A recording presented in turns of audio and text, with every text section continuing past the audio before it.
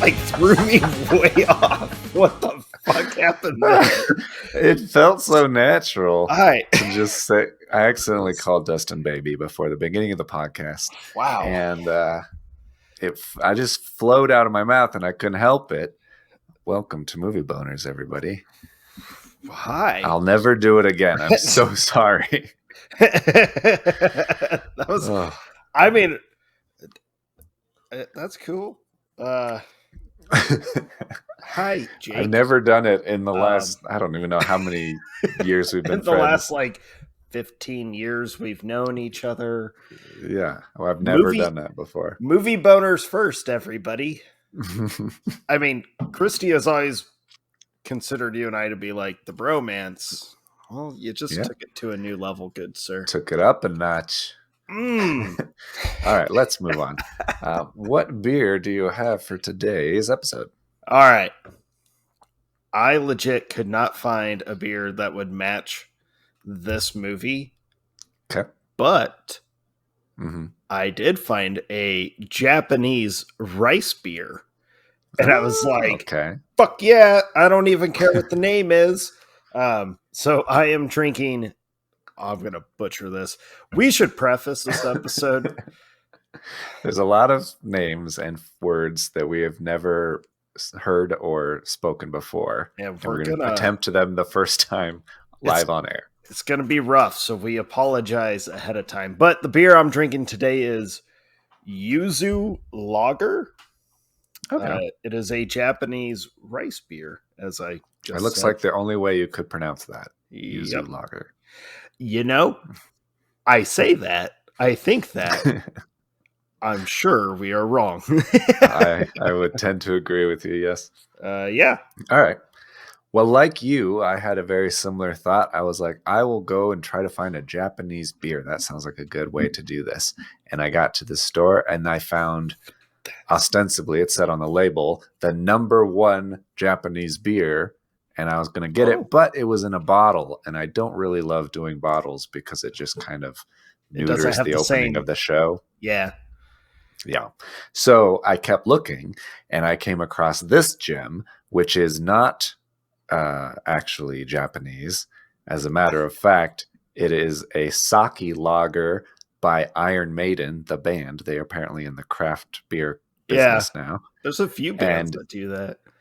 It is called Sun and Steel, and it has a little Japanese samurai on there, and it looks very cool. All right. And it's a lager made with sake yeast. I mean, and it is pretty good. I mean, there is sake in the movie, so hey, look at us. We did it. Yeah. Dude, this is pretty good. This is pretty good. I can't say I've ever had a Japanese beer. Yeah, me neither. It's very I had a Chinese beer for the Kung Fu episode, though. I did not. That was light as well, yes. I don't think I did. No, I did not. I kind of like this, dude. This might be the best tasting light beer I've had for a long time. I really like this. You know what the best part of it is? The Japanese. They've been doing a lot of stuff for a really long time. I think they know what they're doing. Fair enough. I'm going to send you a picture that I feel every brewery should do. And I'm going to post it, folks. Don't worry. I was going to say this is kind of a personal moment. But this beer, as everyone who's listened to us, and you especially, Jake, know, I have a hard time with beer taps sometimes. Yes. I have learned that doing the show with you. It has like an actual little divot on the can top so you can get your finger under it. It's fucking brilliant. Well thought out. Yeah. The little things, guys. It's true.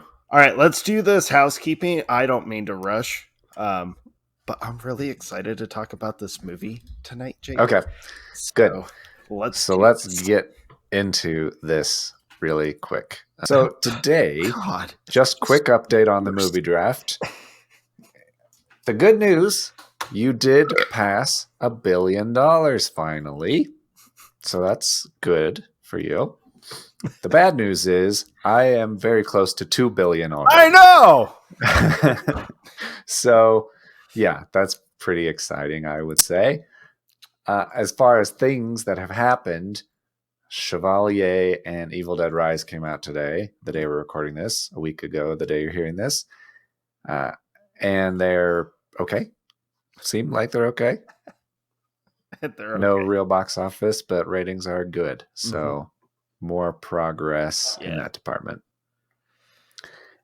Yeah. And Beau is Afraid still only has 320,000, although it just came out recently. They spread it out to more theaters recently. That 320,000 is from the original opening a week ago, where they released it in 4 theaters in the East and West Coast, and apparently it's the largest per theater opening of the year. So hopefully that gets more, but I don't really care. I just want it to be a good movie. I'm really excited to see it because you and I are both we're fans of Ari Aster and Joaquin Phoenix, and it looks weird and fun and creepy as fuck. Would it be bad of me to say, though, that I kind of wish the rating was way lower, but the movie would be really good? Just so I could be selfish and have a win finally in this fucking month. I think that would be bad. Yeah, that would definitely be bad. I don't like that at all. I can't believe I ended up with the Pope's Exorcist. Fucking Pope's Exorcist isn't that bad. You stole Super Mario from me, and I didn't steal anything. Hold on. Fair and square, we drafted these one by one, and you chose other movies over it. It was not the first round pick. I know. You also went before me in the first round, so you have 0 excuses. I mean, I wasn't going to pick it over Oppenheimer, but it is. It's not going to matter once Mission Impossible comes out. Then you'll be singing a different tune because you'll be very happy. I need something to boost this because wow. Yeah, it's not good. Not good for you. Going badly. Yeah. Look at that box. I know. It's like a rocket ship. It's like a rocket ship. It's fucking Jeep. Like a rocket. So that's the whole movie draft thing. As far as new stuff we've seen, have you seen anything new? I did. So I went and saw Renfield. Okay. Nicolas Cage is the best part. He is an awesome Dracula. He's exactly the kind of Dracula you would want and expect. Nicholas Hoult is awesome. He's Nicholas Hoult. He's like the same guy, but it's okay. It's like Johnny Depp, where you're like, yeah, you're basically the same character every movie, but it works, and that's okay. We forgive you. Unless it's Warm Bodies, and then I do not forgive you. Which I never watched, so I have to piggyback off of your opinion. It was fun. It was all right. I think they got a little too overzealous on some of the script aspect, moments. There's a whole weird thing where they mix in a crime family in New Orleans, and that just felt very odd to me. Awkwafina, I guess I'm just not a fan of hers all that much, but she was all right in it. I think she did better in this movie than she did in Shang-Chi. You know, that MCU movie that most audiences already forgot about. I never saw it. Yeah. But it was fun. It was enjoyable. It was entertaining. It was cool. Okay, good. Yeah, I'm not surprised. I would assume that Nick Cage is the best part of that by far. But yeah, and you understand from the get-go, I'm only really here to watch Nicolas Cage. I'm sorry. Yeah. And then I did go and see Super Mario Brothers, and that was just joyful. A good time. Oh my God, dude. The people bitching about it because it doesn't have super in-depth character development or struggles. Clearly never played a Mario game because the games never have character development. Right. It's not about that. It's not about that. It is so much fun. It is a blast. I enjoyed every second of the Super Mario Brothers. I have nothing bad to say about it. It was fantastic. Nice. Yeah. That's awesome. What about you? I have not seen any new movies, but I did watch 2 new shows. Oh my God. In the last week, I watched a whole season of 2 new shows. The first one is a show called From, which you may or may not have heard of. Mm-mm. It has Michael from Lost in it, and it has a bunch of producers. The Russo brothers are producers of it. Oh, okay. Producers of Lost are producers of it. I think it's free on MGM Plus. I didn't know there was an MGM Plus, but it's also on Amazon Prime. It's also on Amazon Prime if you're interested in that. It's really good. Like, really good. It scratches your mystery itch if you liked the craziest parts of Lost, but you wish it was more of it earlier on and all squished together. It's crazy and it's really cool.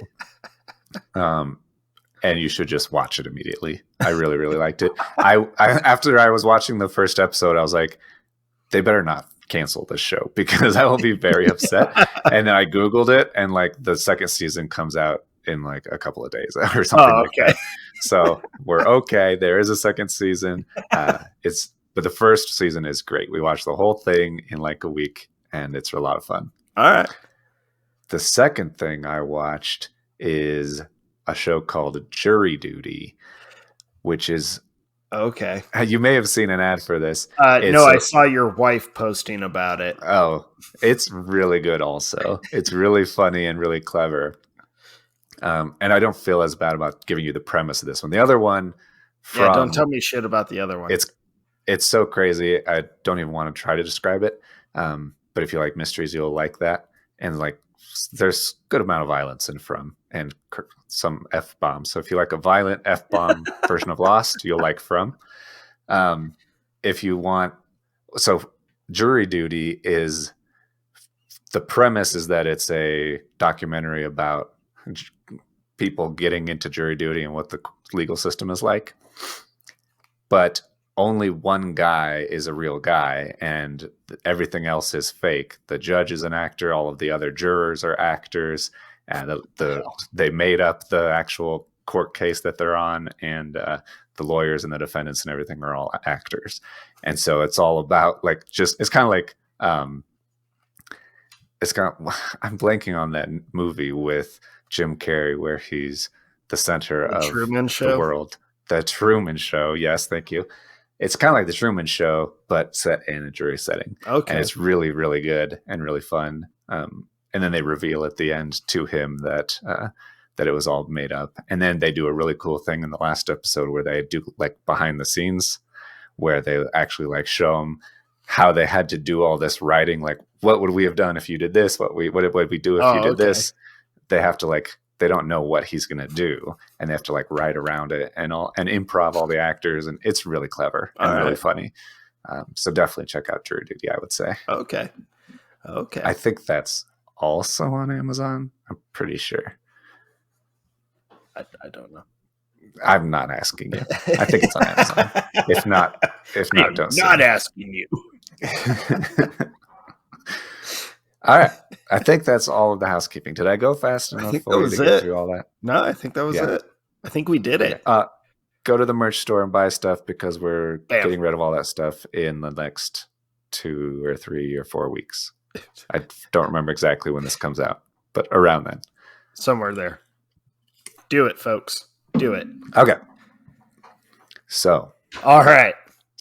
Today's episode. I'm so excited. We talked a little bit about last week. It was kind of crazy because we were talking about, man, it was really fun the times when we watched a movie that we had both never seen before. Mm-hmm. Let's try that again. But it's hard to find a movie we both never seen before. And then just out of the blue, I embarrassingly asked you, I say embarrassingly because it's one of the most famous movies of all time. I embarrassingly asked you if you've ever seen Seven Samurai. And you were like, I think you were embarrassed too. You're like, no. and I was like, oh, thank goodness, because I've never seen it either. And we're both two schmucks with a movie podcast who've never seen one of the greatest films of all time. So we got the opportunity then to actually sit down and watch Seven Samurai. Probably, I was going to say arguably the most famous Japanese movie. I think Godzilla might be a little more famous. I think Godzilla is more famous. They are on complete completely different planes, though. Like Godzilla is amazing for what it is. Huge fan of Godzilla. Like Godzilla is the best monster movie pretty much ever, next to Jaws, in my opinion. Sure. Seven Samurai is considered like the greatest Japanese movie, just kind of period. Mm-hmm. I kind of agree. Spoiler alert. So fucking off love the this top, movie. off the top, I think that was the main thing. So obviously we're going to spoil Seven Samurai if you've never seen the movie from 1954. Like us, no judgment. We never saw it either until this week. Yep. I would say it's definitely worth watching, and it holds up like crazy. It's not like a lot of movies where like it's so influential, but it was only just because of the time it was made in. No, this is genuinely a good movie that I will watch over and over and over now. Yeah, this it is 3.5 hours long with an intermission. Yeah. After the first time I watched it, all I thought about was this movie the next day. Came home from work, popped it right back in, rewatched it again. With like no quality. It was very much just holy crap. How the hell have I never watched this movie? Yeah. Like I was expecting it to be pretty good. I went into it with the expectation of just like, yeah, it was cool. Like this was neat. Oh, I could see where like filmmakers took some inspiration from it. No. This movie was like, holy shit. This pretty much influenced every movie I have enjoyed. That is like Western, action, thriller. I don't care. Yeah. It was sci-fi. I was completely taken off guard with how much I enjoyed this movie. I couldn't believe it, Jake. I was like, I hope Jake liked it as much as I do. Yeah, I've been thinking about it a lot too after I've watched it this week, and I would say I loved it. I think that I definitely loved it. There's nothing else to say about that. Like, holy crap. How is this movie not being like taught in film schools, which I'm sure it might be, but yeah, there is so much in this movie. Like the character development is unreal to me because it's so subtle and they're so patient with it. The action is really fun. It's really cool. The story by itself, you know what this movie like really kind of showcased to me, Jake? It was like validation for, I think, arguably our biggest argument for filmmakers to the studios need to just let the filmmaker make the story he intended to make. Like, get your fucking hands out of the cookie jar. Let them tell the story. If the movie's going to run long, you let it run long. I think this movie is as long as it needs to be. Yeah, I think this movie is one of the shining examples, if not the example, of that argument. Because I can't imagine this movie shortened, like, at all. No. No. I mean, a lot happens in it. It takes place over a year, basically. Yeah. And so they cram a year's worth of stuff into, like you said, 3.5 hours. And all of the character development, he definitely takes his time. It moves at a good pace where you're interested the whole time. But it definitely does take its time to get there. It lets the story build as opposed to trying to rush it or anything like that. There's a lot of breathability to the movie, and the whole time I was like, man, every time that I didn't even really feel like, wow, the pacing feels a little off right here. It's kind of dragging. I never really felt that. I really was just so invested into it. And I love like all the little tricks that they do to keep you like constantly there, whether it's like a silly little moment that's not taking away from the drama of the story, or, you know, like a piece of scenery or the cinematography. The cinematography was fantastic. The way he filmed this movie was like, he filmed this in 1954 and it looks better than like a good portion of movies that I've seen in the last 5 years. Oh my god, it's beautiful to watch. I think I saw somebody say that you could pause any scene of this movie and it would be a beautiful photograph. Right, like And it could be a badass still. He focused so much on the cinematography, and everything is so intentional. Every shot and every movement is so intentional. It's incredibly beautiful to watch. I would say my only little gripe is that I found myself wishing that it was in full frame 16 by 9. Okay, yeah. Just because there's so many shots that having the square 4:3 aspect ratio, it just didn't feel necessary. It's not like a movie like The Lighthouse where you're like, I get it. It's an artistic choice. It makes sense. There's so many shots I'm like, I want to see all of that. I want to see all of that valley. I want to see all of that meadow. I want to see all of that dude standing on a bridge. It just looks incredible. And so I would love if that was even possible. I think they lost the original negative. So I don't think there's even a way to get it. If they even shot it, which I doubt they did, but it was such a cool movie. And there's one specific character we'll get into him because he's not the main character, but he's a prominent figure in this film. I imagine I know who you're talking probably about. Where he comes across like mysterious in his first couple scenes, and then he's super obnoxious. But he's probably the best example of character development that just takes you off guard, because he has a couple scenes in it where all of a sudden I felt like such a ass being like, I didn't like you, but now I feel like, I feel bad for not liking you. He has one line of dialogue that just grabbed my heartstrings. I bet I know what line it is, and we'll get to it. I'm sure you do. And I was like, I get you in this moment, and I completely understand. He has my favorite. I was able to pinpoint, like I knew pretty much right out of the gate, just I'm a fan. Like this movie, really, I'm a fan of this film. But there is a moment, the first time I watched it, I was like, ooh, this feels like a me moment. And then I watched it again and was like, yeah, that scene, there's a scene where I was like, that cements this. This movie is so superior to so many films out there. Yeah. And it's all thanks to everything about it. Like the script writing, the dialogue, the acting, and the cinematography, but all in one scene. We'll get to it. I'll try not to like jump ahead too far, but man, this movie fucking blew my mind. I completely agree. I think the cinematography grabs you, but there's so much depth in the story. I think that it's, like you said, should be taught in schools if it's not already, and primarily for the writing, the script writing and screenplays, the way that it's broken down, the way that it evolves over time, and especially the way that each character is so different and so fully fleshed out, performed incredibly well. That definitely helps, but you can tell that they're written well as at the same time. There's a lot of care and sincerity in the writing for all the characters and the way that they're acting and portraying their characters and all that.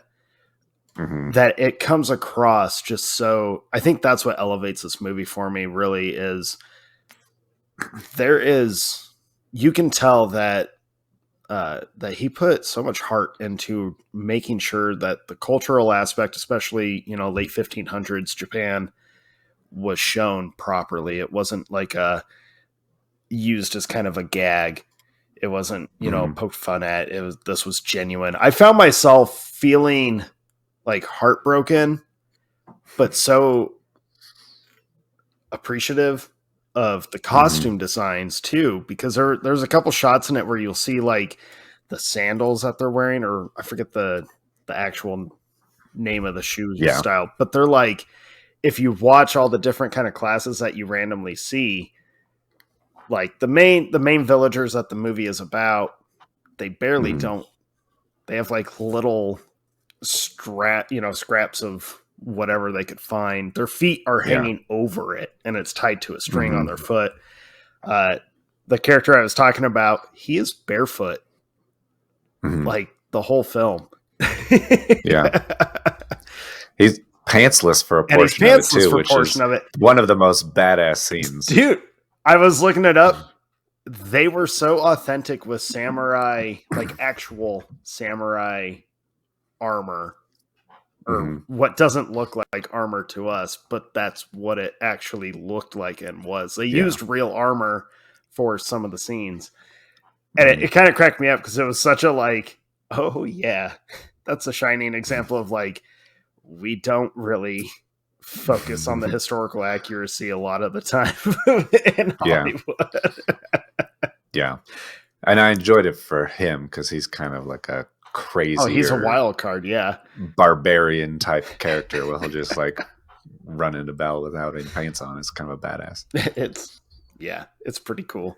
But yeah, let's. So I would say recommend. We recommend 100% it highly. Recommend this movie. So if you haven't seen it, you should turn this off and go watch it, and then come back because it's great. But yeah, let's spoil the shit out of it. Yeah, let's do this. Let's dive into this epic of it is absolutely desperation and survival, essentially. Yeah. So the premise of the movie is that it's set in 1586 in Japan, and there's a bunch of civil wars going on, and because of that, everything's in disarray, and bandits are raiding villages and taking all their food and just causing general chaos. And this one village has been terrorized a couple of times at least by now. By the same group of bandits. Like, yeah, they're like, we love this village. They always have good shit. We'll just come back when the barley is ripe and get some more. Right? Like, we're not going to terrorize them yet because we just took all their rice. We got to let them get a crop back up, and then we're going to show up. That's literally the opening of the movie. Yeah, so you can tell that they've been kind of, and I'm sure they just kind of go in a circle and attack all these different villages and then wait for one to grow more food and go back and get more. So over the course of a few years, I think that they've been terrorizing these people. And so the people of the village decide to hire samurai because that's the only way they can figure out to get this to stop. They can't do it themselves. They're terrified of them. Some of them have been killed by the bandits already. Yeah. That whole setup, that whole premise of like this village, because it's overheard by one of the villagers who happens to be out. Well, he's just out. You don't really know what he's collecting wood or something, but he overhears the bandits setting up their plan and then riding off. So he informs the village. I loved, it was heartbreaking to watch of this village, so poor and just blatantly being like, we might as well just kill ourselves now. Cause the way that they're going to steal from us, we're not going to have anything. There is zero chance of us making it from another raid. So we might as well hang ourselves. We might as well just kill ourselves now. Yeah. You want me to sit here and wait for the next 6, 9, 12 months waiting to die because they're going to come back and steal all my shit. And so what am I going to do? Sit here and work hard for a year and then have it all taken from me at the end of it? Right. If I live, I'll still have nothing. It's just might as well kill yourself. Yeah. And that was that was heartbreaking to me because it just felt so in that time period, the movie does a great job of putting you in that time period.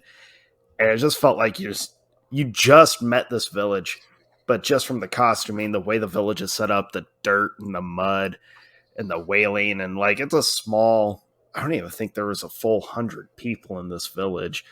Yeah. And they're just so defeated. And you got the one guy that's like, we got to kill him. That's what we're going to do. We're just going to kill him. And everyone's like, how do you expect us to do that? You're an idiot. I felt bad for him. I'm like, he's trying to be proactive. I'm not condoning murder, but fuck those bandits. But you're condoning defending yourself. I'm condoning defending yourself. And I loved how they're like, we have to go to the elder. we have to seek the guidance of the elder, because that's something that's like you don't see or really hear anything about these days. In fact, going to an elder is usually mocked. But that was a big thing, not just in Japan, but just historically, going to the elder to learn from or take guidance from, like that's a tradition that's long been forgotten. Maybe we should get back to it.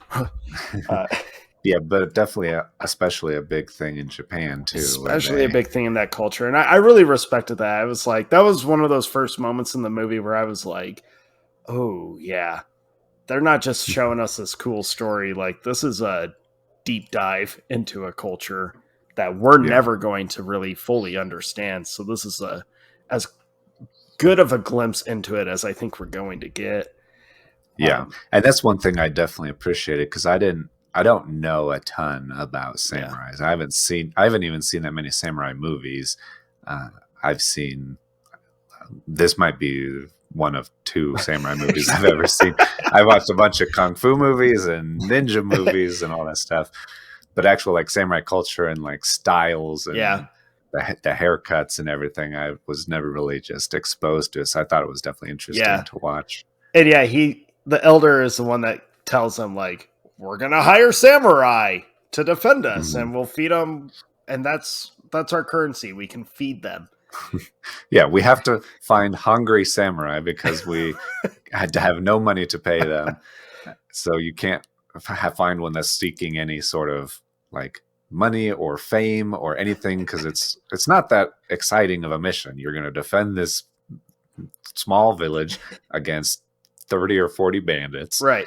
And then if you win, you get nothing. You just kind of get food and board. That's what you get. That's it. Yeah. So they're scraping the bottom of the barrel already for like the kind of samurai they can afford. Right. Which is a fun like series of scenes when they actually like go out and start looking for a samurai to hire. I really enjoyed that whole kind of section of the movie. Well, I guess it starts with that scene in that house where it's like all dark, and there's those 2 guys that are like berating them and saying, you're stupid for trying. I wanted to try and learn more about this kind of setting, because I felt like, man, how poor is this village when 2 beggars, because this looked like a 15th century homeless shelter, I guess. Yeah. I don't know. It's a weird little hut that they're just in. And there's 2 beggars who are relentless. They berate them every scene. And I'm like, how bad does your life have to be? How poor do you got to be that beggars are looking at you being like, wow, hopeless?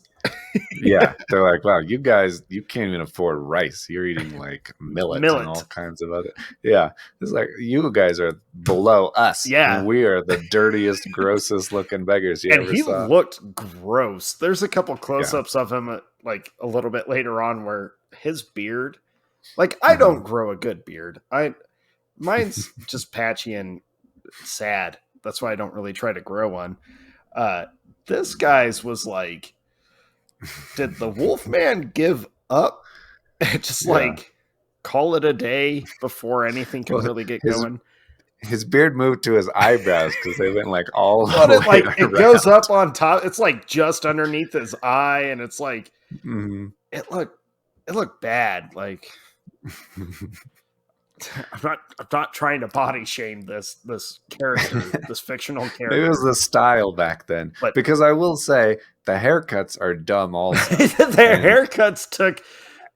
I'm glad that I've seen them. Like a couple kung fu movies, or like 1 or 2 other samurai movies where you've seen this hairstyle, so it's okay and you get it. Yeah. Like, that's the culture. That was like, it was a traditional thing. This is what you did. But when you see them like go to that one village that we're about to get to, and you see like 20 dudes lined up, and they all have the exact same haircut where they're bald on top and then have the hair on the side. They look so funny, all of them together having the exact same haircut. I'm like, at least switch it up a little bit. Man, If only they would have waited, could have known that 1,000 years later, or like, maybe not 1,000 years, several hundred years later. You're living in the future. This is a 2,500. natural thing that happens to like men. Like they go bald on top and their hair just grows on the sides. It's like a genetic thing now, guys. Yeah, they were doing it on purpose. They were doing it on purpose. Points. It did crack me up with I'm jumping ahead. I'll save it. But that one of them looked the most normal, but he has to do it to put on an act. It cracked me up. I was like, this is so weird to me. Yeah. But yeah, so they're in the thing getting berated by the beggars. I felt bad for the guy. Man, do I attempt a name this early, Jake? You should. We got to do it at some point. Just pull the Band-Aid right off. I know. Got to try to bring his name up, though. I'm so worried to attempt it. You're talking about the villager, the main villager guy? Yeah, the one who runs out to actually try to recruit. I want to say it's Rikichi? Rikichi? Sure. Rikichi. That actually doesn't sound too far off. But when you hear them like speak Japanese and they're throwing the names out, the names always blend with like the 5 other characters that they're saying, or words that they're saying. So it's hard to like. And it's not in the same order, so it's not like I'm reading the subtitle. It's not like he's saying it in the same order. He'll say it at the end of the sentence or some random position. Right. I don't really know how Japanese works. So yeah, it's impossible for me to know, oh, that was that guy's name and not another word that I would not be his name. How bad am I butchering this? But yeah, Rikichi, the first one that he runs over to, like, throws him across a little dirt and is like, how dare you even come and talk to me and ask me to do this? Immediately I was like, fuck that guy. Fuck him. Yeah. Like, I was mad at that guy. I was also concerned that this is not going to go well. How are you going to find 7 samurai that are going to actually be down to defend your village for peanuts? Literally. If you're lucky. Yeah, peanuts would be an upgrade. Yeah, and then I love this moment. There's a lot of little things in the sequence that comes up because they're suffering. The 2, I guess, wealthier beggars, the 2 bully beggars. Yeah, we'll call them the bully beggars. They've been like berating them, telling them how do you expect to even get anything? The guy offers them, what is it, 4 tiny little they weren't rice balls. Are they rice balls that he offers? And he's like, I'll trade you this for some rice or whatever. No, there's I think they try to give the samurai a rice bowl because, well, they're not that guy, but another samurai. They try to give him a rice bowl because he lost the battle. And he's like, well, I would have won if I had food in my stomach. Yeah, and all that stuff. But they come across, they're bathing, they're getting in a fight. One guy is like trying to give up on it. Rikichi. Mm-hmm. Sure. I like Rikichi a lot. I like his determination, even though he's so desperate, he's so defeated, but he's like, this is all we have left. Like to him, there is no other option. It's we find these 7 or find 4 samurai. Yeah, they're searching for 4. And or we're just going to die. Like he has no other option. This is it. And one of the other guys keeps arguing with him, like, no, like I forget what he tells him, but they're in the fight to go back home and just basically cut their losses. But they're like, they see the whole town show up, or like this village show up. And you see this one guy like walk over, takes a blade, hands it to a dude, and starts like washing his scalp. Well, not washing, but he like cups water from the river and like pours it on his head. And this is the first time you see my favorite character, which is the the wild one, Kukichu. I hate trying to say these names. Kukichu. Yeah. I'm not trying to say a Pokemon name, guys. Like Kikuchio, I think. Kikuchio? Sure. You don't know his name yet, but I love his entrance because to me, the first time I watched this, when he comes in and he sits down, he's watching the old man like get his head shaved. Mm-hmm. The way he's watching him, to me, I was like, oh, he knows him. Like it felt like someone is watching his friend or his partner or whatever, like make a decision. He's trying to figure out like, where is he going with this? That's not the case. Yeah. But to me, it was very much like, why is he so latched onto this decision making? And it kind of shows through later on in the story. But I loved just his body language. It was so subtle, like it, or not subtle really, but it's so simple.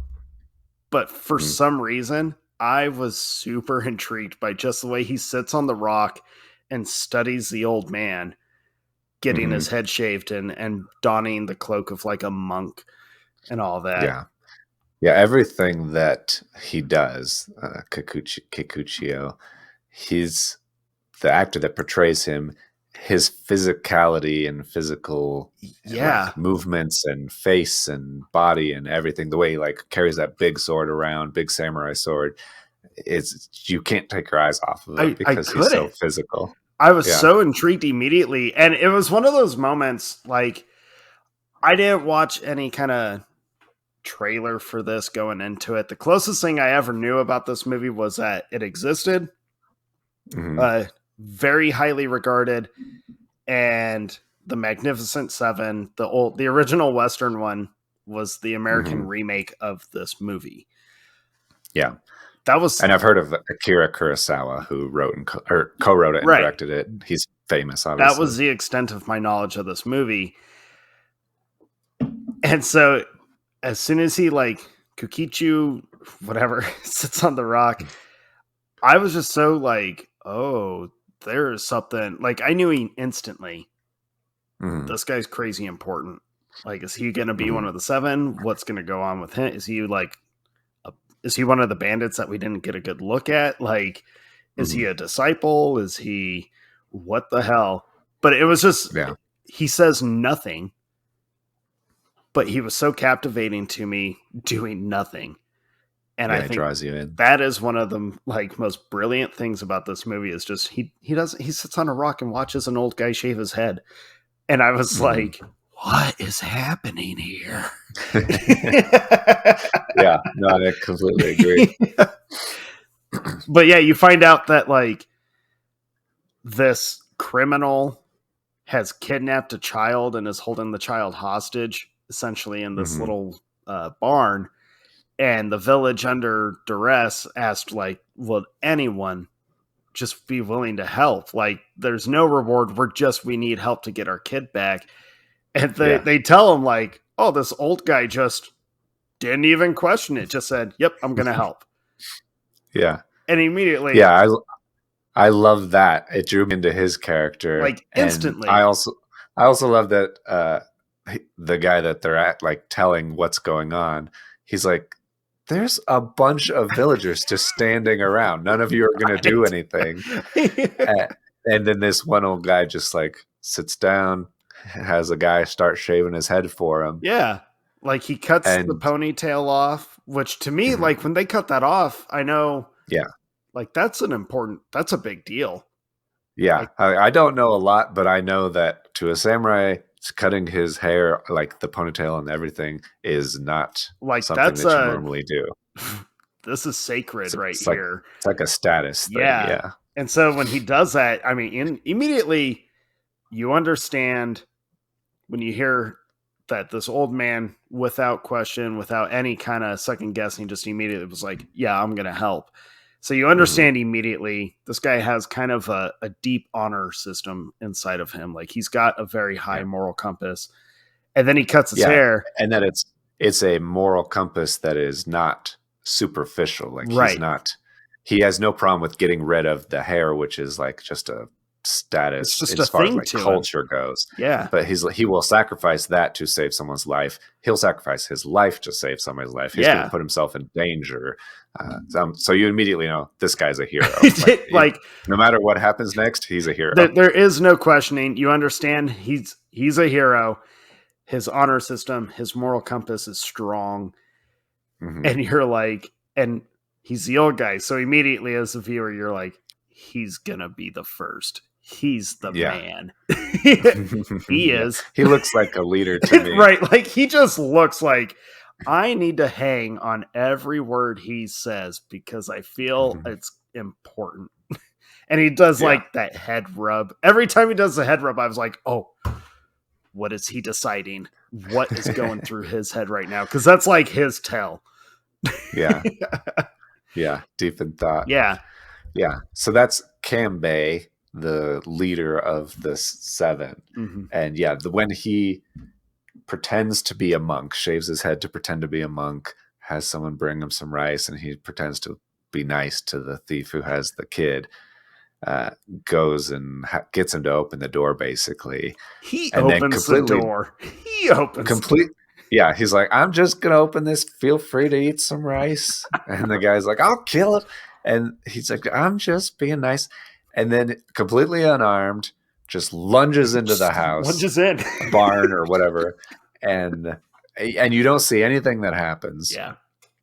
But you're like the audience, just waiting with bated breath. You can hear commotion. And the way he just dives in, like, I love this scene. He just like matter-of-factly opens the door, kneels down. You hear the guy screaming at him. He's like, you look hungry. The kid is obviously hungry. I brought you some rice balls. Just eat them. Just feed the kid and feed yourself. Like, yeah. Throws the rice balls, stands up, kind of dusts his hands off. And you're like, now what? Dude just dives in. Yeah. He just rushes into this room. You hear the commotion. It's not very long, but in that commotion, you're like, Jesus Christ, what the hell? And then I think if I remember reading the stat right, I have the little thing. Yeah. Oh, there's a stat. I love stats. For like the first time in a Hollywood action film, which Seven Samurai, I guess, actually owns the status of being the first official action genre title. But it also has the first for slow motion used in dramatic effect, which is this scene. And then there's also the duel uses the duel used the conflicted hero premise with some of the characters, like the mixture of all these different elements and some of the styles of filming. It was the first time a movie had combined all of these different elements for one full-length film. Yeah, this would become this is what action movies are. It has a hero that goes and does a good deed, and then that's completely unrelated to the story, and then starts doing the actual story stuff. Yeah. And then, slow-mo action. We're going to put slow-mo in here. A big fight in the rain and all that stuff. Dude, the big fight in the rain. We'll get there. But I love the slow-mo because the guy comes out, the criminal kind of comes out. You can tell that he's not right. Like something's very wrong with this dude. And the slow-mo of him just like face planting into the ground. Yeah. Yeah. Everybody's like, what just happened? Me in the audience is thinking, what just happened? Is he surprised that he got thrown out of the room? Is he? Yeah. He doesn't have a kid. He doesn't have the kid with him. He doesn't have a weapon. It's just a dude thrust out of the building. And so you're all wondering what's going on. And then, he falls forward. And then, actually, I think Camby throws a sword out first. And then you see the blood on the sword. And then he falls forward. I love the editing on that scene because you got the slow-mo with just the criminal by himself. But then every shot to the villagers is like normal speed. And they do that kind of thing a couple times where like the slow-mo is mixed with real time. And I loved the like weird feeling you get as the audience member watching it, but it worked perfectly. But yeah, and then he comes walking out carrying the kid. Mom and dad come running up. Oh, my baby, my baby. And he just like, not a word, just moves on with his day. Like, rides off into the sunset. Right, but he doesn't even ride off into, like, he does nothing heroically about it. He literally just like, you would have thought the dude just swept his front porch and thought, oh, I need to go pick something up. Like, that's how his demeanor is. And not looking for any sort of reward or anything, just like it was another day, and he just walks off. He just walks off, and I love how confused everyone is. Kokichu is like, walks over. I love how he picks a sword up, pokes the guy, like kind of smacks him around a little bit, does his like cheer, which was another moment for me where I was like, does he know him? Like, he's cheering as if he just did this, but he didn't do shit. That's what I got as well. I was like, feels like he's kind of taking credit or he picks up the sword and starts cheering as if he had something to do with the fact that this guy just got killed and the kid got saved. But that's not the case at all. He doesn't know him. He's just kind of there. He's just there. He's excited. And like watching it again after that first viewing, I don't take that scene as he's trying to take credit anymore. Like the first time I did, but watching it another time, I took it as he's just kind of like this guy who is clearly not a good human. Like, we don't got to worry about him anymore. And we won. And it also kind of makes sense that he would have a strong reaction to someone endangering a child. And that's true. To come later. That's very true. Yeah. Yeah. It's more of a fuck this guy. Yeah. Kind of thing. But I love how like our Rikichi and his fellow villagers, I'm going to fuck all their names up. You might as well start a drinking game right now of how I mispronounce or say a different pronunciation every time for the same name. So I'm not going to remember how I tried. Yeah. Don't start a drinking game because, wow. But the more times you try it a different way, the higher the chances that one of them is right. One of them's going to be right. Yes. But I love how like stunned they are watching this whole thing unfold and how they're like immediately just like, yeah, that's our guy. We need him. Like, I love how they get it the same way that you, the audience, or at least me, got it. I was like, that's the guy. That's the guy we need because he doesn't need anything. He's not looking for anything special because we can't provide anything special. So that's great.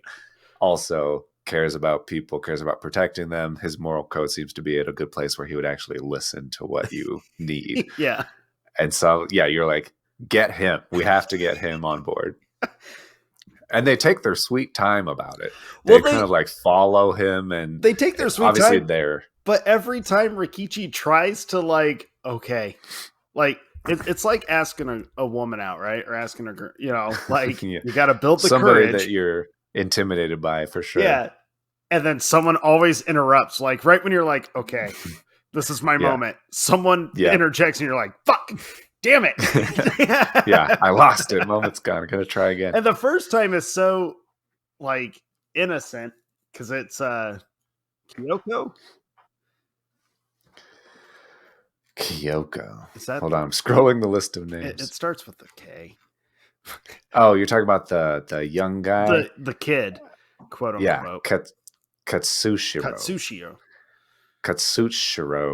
He's the young guy that's kind of a rich kid who wants to be a samurai. You can tell like he longs for a more meaningful or fulfilling life, right? And he immediately is like, yep, I'm going to be this guy's disciple. He's my master, whether he saw the same thing or not. He saw the same thing and went, that's the guy. I need to follow him.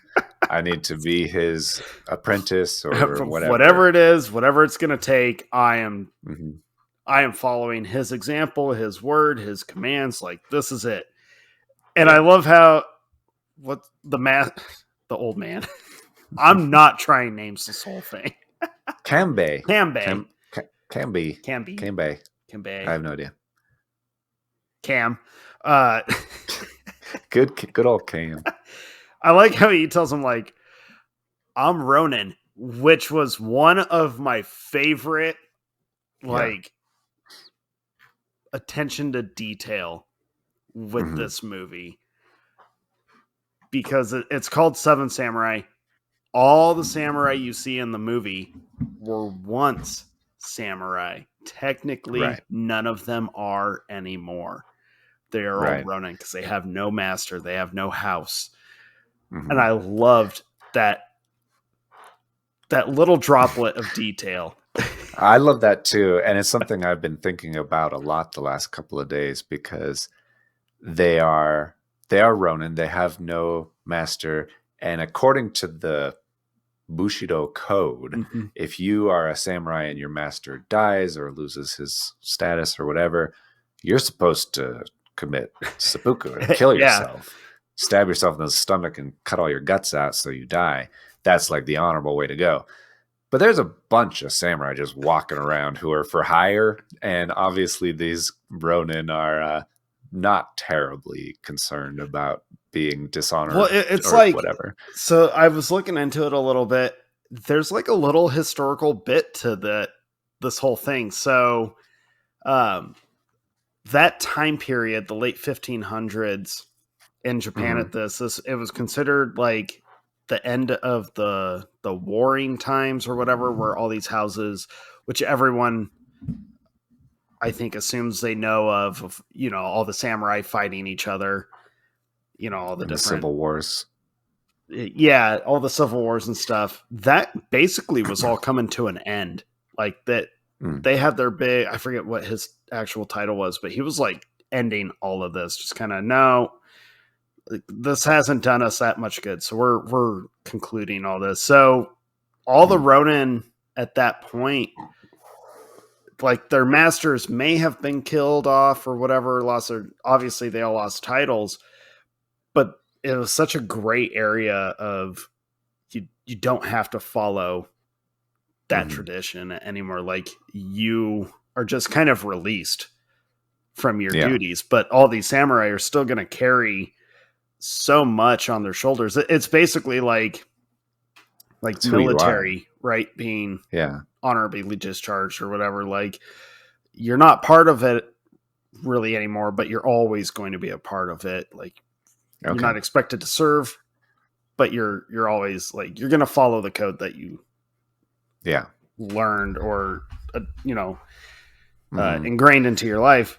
So like, it was kind of cool reading that. And then that stemmed also into the inspiration for this movie in general. The writer and director, he actually did find a story of a tiny village that had to hire several samurai to help defend the village. He obviously built a larger story than what it ended up being. Yeah. But I thought that was really interesting that it, like, historically they kept it pretty just accurate in terms of the details, because I always thought like, well, if you're Ronin, like you've been like discharged by your master, your house or whatever. And I was confused on that too. Of like, I thought you had to like off yourself with your master. Yeah, but if you decide not to, it's dishonorable, and then that's how you become a Ronin. Then you're Ronin. And so I thought that was interesting that the movie threw in that little like tidbit just to kind of remind the audience of like, they're samurai, but not. And I love how Cam he calls he drops the name Ronin a few times throughout the course of the movie. Like he's pretty frugal of calling anyone samurai, and I thought that was kind of cool. I thought that was really kind of cool for being the old man that he is. Yeah, but you can tell that he knows his stuff. He's been doing this a long time, probably been through a few wars. He knows everything. And so when he's kind of jumping ahead a little bit, when he does finally get recruited by them and he starts putting the team together, he's like, we need to find some samurai. And he's pretty picky and choosy about the kind of samurai that they go after. And I like that about him a lot. Yeah, his choice of fellow samurai or fellow Ronin, I think is really interesting because they're all minus one who's like the master sword fighter, but everyone else is very down to earth. They're very humble. They're very just kind of there. He picks them over all the guys that are like walking around like their stink doesn't shit or their shit doesn't stink. Either way, I went dyslexic for a second there. I thought that was cool, and that was another like tell to his character for me of like, now he values human over status. Like he values a lot of cool things. Yeah. And he also, I think, having been that person and done that for a long time, you see the same thing in like all kinds of professions, especially ones where there aren't a lot of old men because you will, a lot of the ones you die just along the way. And so if you're an old man, you know what you're doing and you've seen some shit. But he obviously knows that the most dangerous people, the kind of people they want to get, are the ones who are more humble and not the ones who need to be super braggy or super loud or super seeking fame or whatever. The ones that are just kind of quiet and lethal are kind of probably the ones they want. Right. And, we're jumping ahead, but he gets pretty much the whole group is that way, minus one guy, but he's showing up soon. So, yeah, I love how the kid does latch himself onto Cam, and Cam just kind of like, okay, I'm going to allow this. And as they're walking, Kikuchio. I need Kikuchio. So close. I should have written down like abbreviated names for me to remember easier because I'm so bad with them. Yeah, do it phonetically. Right. I was so like watching it and trying to write notes. I was like, man, I'm gonna butcher this so bad, and I'm gonna feel so horrible. But oh, well. I love how he like challenges Cam kind of silently. They just kind of have their stare down, and he's like, what do you want? Yeah. Like, he like runs up to him with his big old sword on his shoulder, and you're like, do you want to fight him? Do you want to do what this kid did and just join him? Yeah. Like, I don't know what's going to happen. He doesn't say anything for a really long time. Like, at all. And then Cam asks him, like, are you samurai? And it throws him in that, like, kind of frenzied attitude, which is your first real look into his just craziness. Yeah. And they move on while he's throwing a temper tantrum. Yeah, he's like offended that you would even ask that, and I think that tells Cam everything he needs to know. He's like, okay, so you're not. Right, like, done. I know you're kind. We're moving on. And that's when our boy Rikichi finally just kind of like, God damn it, I'm not getting interrupted again. Like, throws himself to the ground to ask for help. I love that they don't show him explaining the situation or trying to like beg for very long. It just hard cut to them back in that little homeless hut. It's like a hostel with like beds for rich people. And by rich people, I mean the one drunk samurai guy has a bed. The rest of them just kind of sit in the corner on the wood and sleep there, apparently. And I love that Cam's like formulating this whole plan and kind of figuring out like what's the best defense, even possible? What's the offense, how would we go about doing this? Well, I need more than 4. 7 should do it, including me. And I love how he's like, oh, we're going to get 7 samurai. And he's like, but the elder said 4. Well, we're going to have 7. We'll manage. Yeah. And I love that Cam's like, whoa, I never said yes. But I think everyone understands, like, I think this guy's like, he has to be the guy. How are you going to get it? Yeah. And he's kind of like honor bound in a way that it seems to be so far. That's his thing, that he's just kind of like a knight that goes around saving people because he doesn't have a home. He doesn't have a clan or anything. He just kind of goes from town to town and helps. And so this is exactly right up his alley. Right. He has to say yes. And he tells, but he tells the kid, like, we're going to move on. Like, I don't think we're going to be able to do this. And I also think he's kind of like, I think in a way, because he spends the whole movie really testing people and how they react, their attitudes, their reactions, their emotions. He spends the whole movie kind of studying everyone around him on how they react to certain things. And I think he was already agreeing to it. Like, I fully think he had already told himself, at least, like, yeah, we're helping these people out. But because they jumped to the assumption that he was there and, like, bragged about it, to me, it was kind of a lesson where he's trying to teach them, like, oh, no, you need to, like, have an actual verbal deal or agreement made before you just make that assumption. But then the stupid bully beggars have to start ripping into him again. And I love it's such a cool shot where the hairy one brings Cam the bowl of rice and he's like, look, this is what you'll eat. They eat millet. Like, oh my God, how would you even bother interacting with people that eat millet? And I was like, what a dick. But I love that shot where he holds the bowl up and it's like the focus is on the bowl of rice and everyone else is kind of like they're blurred a little bit. They're in the background. But I for some reason, I don't know what it is, but just the way that the bowl is focused on, and he just says, like, yeah, I'm not going to let the bowl of rice go to waste. And you're like, yeah, we got our samurai. He's in. Yeah.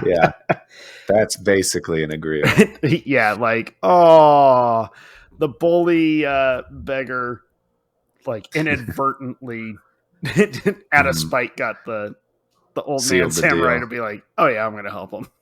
Like, yeah.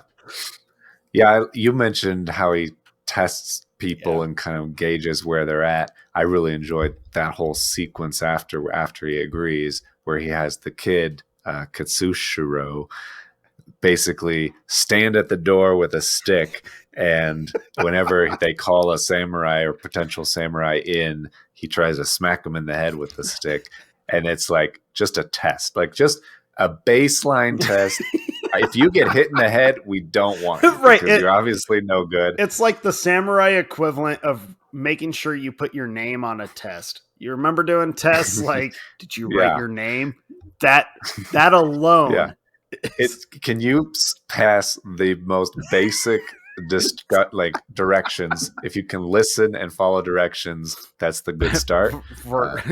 At the samurai level, it's don't get smacked in the head walking into a room when you just need to be on your toes constantly. And if you're not, then you're not a good samurai and we don't want you. That first one gets so irate about it. Like, he catches the stick and I felt myself like, ooh, he was quick. Like, good on ya. He's a good one. And he's like, hey, no offense. It was a test. We're just doing this. Here's a situation. We would love for you to, like, help. And the guy's like, oh, no, I'm not doing that. Oh. And yeah, he's seeking more fame than that would bring. Right. And I was like, oh, man. But then, what is it? One or two after that, you get the guy that, like, talked to the kids. I think that one was Gongabe or something. Gorby. Thank you. Yeah. I love when he's walking up to the door and they're like, are we doing it again? Yeah, we're going to do it again. And he just stops and laughs. And he's like, oh, you jest. To me, I was like, that right there was the actual test. He was making sure, like, are they just going to walk into this building or are they going to actually Yeah. kind of have that pre-notion of, oh no. Yeah. And then once you see that that's an option, you're like, oh, you thought a real samurai wouldn't get hit in the head like that last guy. But then you're like, oh no, a real samurai wouldn't be an idiot and walk just into a walk house blindly into this room. Just get lured in there to get jumped or whatever. He knew immediately. To me, I was like, yeah, that's way, like, it's not climatic, but it's so much smarter than potentially getting whacked in the head with a stick. Well, like a branch, it's a thick branch that he's like going to crack over some skull. Well, he cracks it over one, but that comes later. Yeah. I like Garobi a lot, and how he just kind of agrees immediately to like help him out, and he kind of knows that they share a similar worldview and moral compass. Well, I love that his scene when you meet him, it's him like he walks up to the group of kids playing, and he just kind of enjoys the moment with the kids. To me, I was like, oh, this is what a cool thing. Like he's not going for the greatest fighters of all time. He's literally going for people that just show empathy, essentially, which is like the most basic human ask.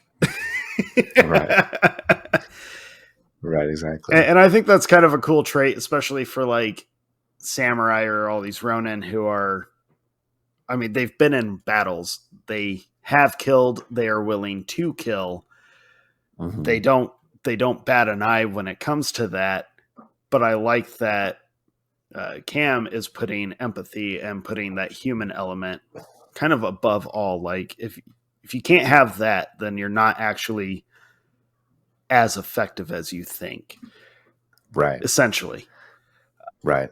Which I think is a cool. Yeah, and that's the thing that I kind of got out of it, which is that a lot of them focus on like what is an honorable thing, and that's like what samurai focus on. But this, and Cam especially, did make that emphasis on the higher honor, which is actually caring about people, taking care of people, going around doing good, being a hero. It's not all like flash, and it's cool to be a samurai, but what actually matters, and trying to be like it, putting it in non-Japanese terms and white people terms, it's like being a knight in like shining armor and like going around and, you know, helping people and slaying dragons and stuff. Yeah.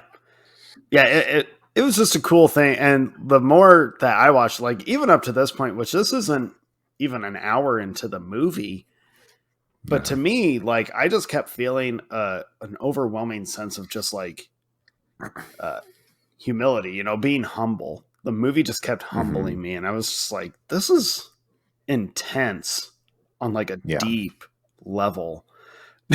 Because like you sympathize so heavily with this village and with Rikichi, who's so like desperate to save any semblance of hope for his people.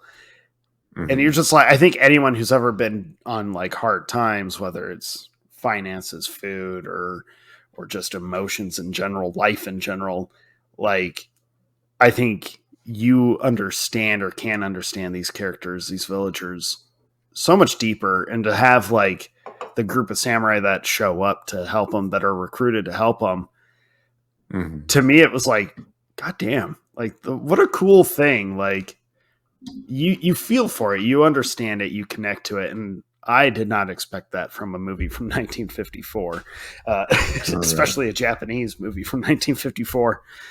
Keep in mind, kids, that's not that long after World War II. So, yeah, that's true.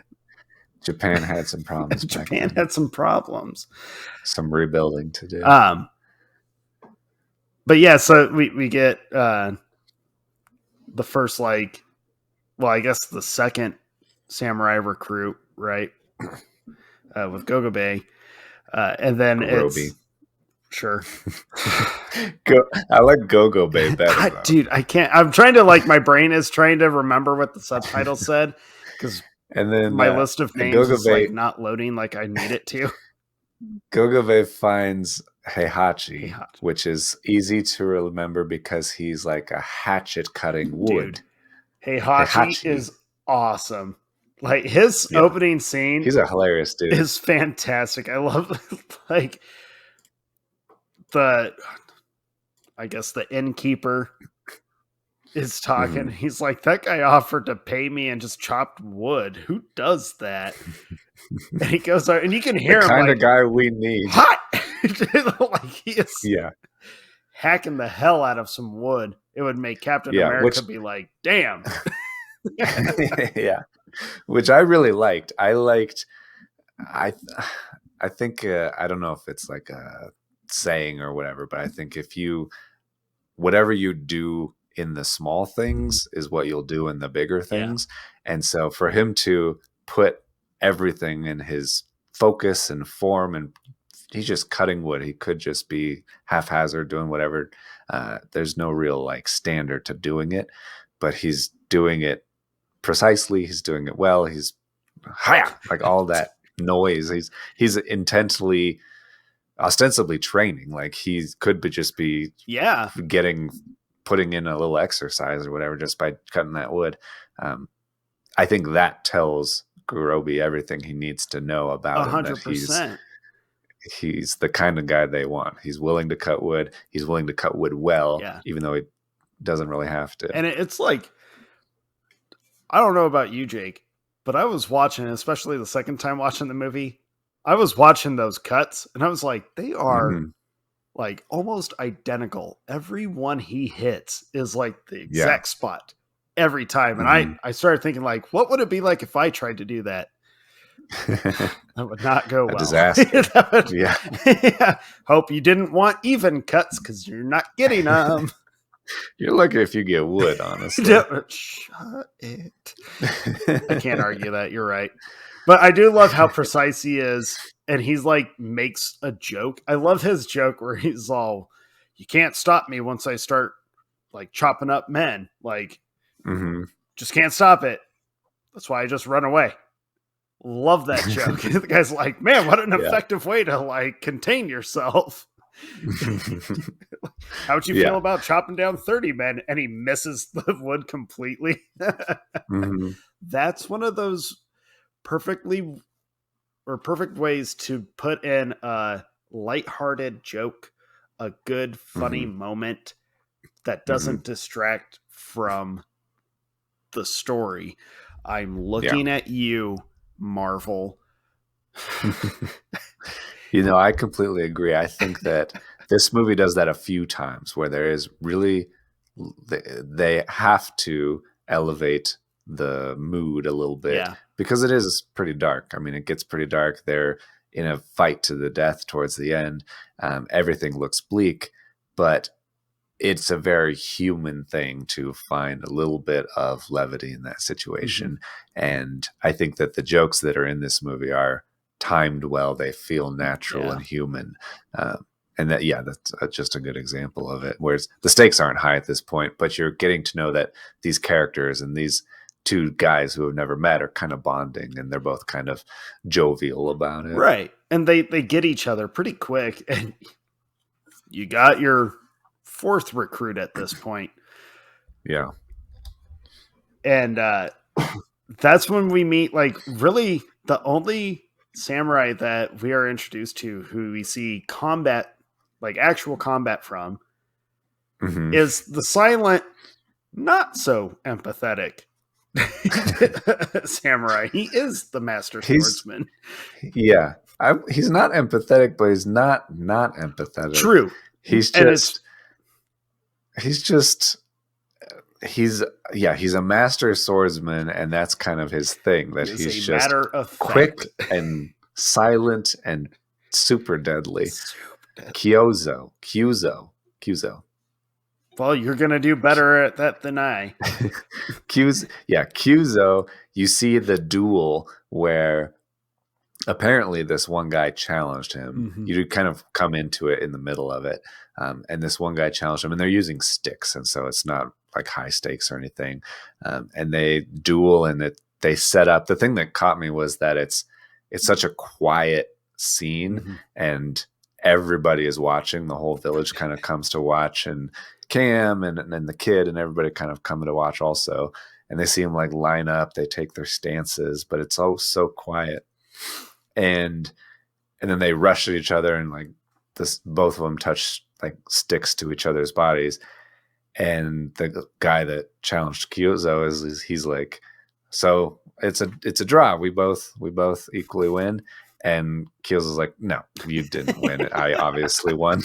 And the guy's like, how dare you say that you won? Right. And he's like, we'll use real steel and I will kill you.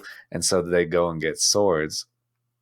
And Kyozo's like, you don't want to do that. And that's the moment you know this guy's going to kill him. Yeah, like, oh, you're going to die. Whenever you challenge somebody and he doesn't want to fight you, it's probably because he can kill you. He knows what he's doing. And so they line up again with their swords, and exactly what you expect happens. It's so quick too. Yeah, he rushes him, and he does the exact same movements even, but he's so quick. Every movement that Kyozo does, I'm like, that guy, he knows what he's doing. Like, he has practiced it. He feels like a master swordsman. Yeah. And yeah, the way he just like slices, and then there's that other like kind of slow motion. You don't really know exactly how the battle went because it's so fast. And then he just like slowly tips over and falls. Kyozo just like holds the pose the whole time as he's followed through with his sword. And I love Cam's reaction though, where he's like, we need that guy. Yeah. And it's his whole reaction to the duel is very like interesting to me because he doesn't really talk during their first bout. And when we first see this duel, to me, it was like, oh, are they just like sparring? Like maybe this is something that samurai do or did back then. You know, you run into another one and you're like, you want to spar? Want to practice? Yeah, let's do some light sparring. And it's so funny because when they line up, when they face each other, what's the dude's name? Kyozo. Hey, that's Kyozo. Closest one I've had so far. That's progress. We're doing it. Yeah. He's also the shortest name, but that's fine. His stance is so like deliberate, and it's so controlled, and he's so quiet. And then his opponent is so boisterous. And he's holding his stick over his head, like he's trying to have a power move or something like that. And they fight, and they do hit like pretty much at the same time. And no, I clearly won, and he walks off. When they get their swords, I love Cam's reaction where he's like, "This is preposterous. There's no contest here," because he knows immediately, like. Yeah, he could tell that he won also.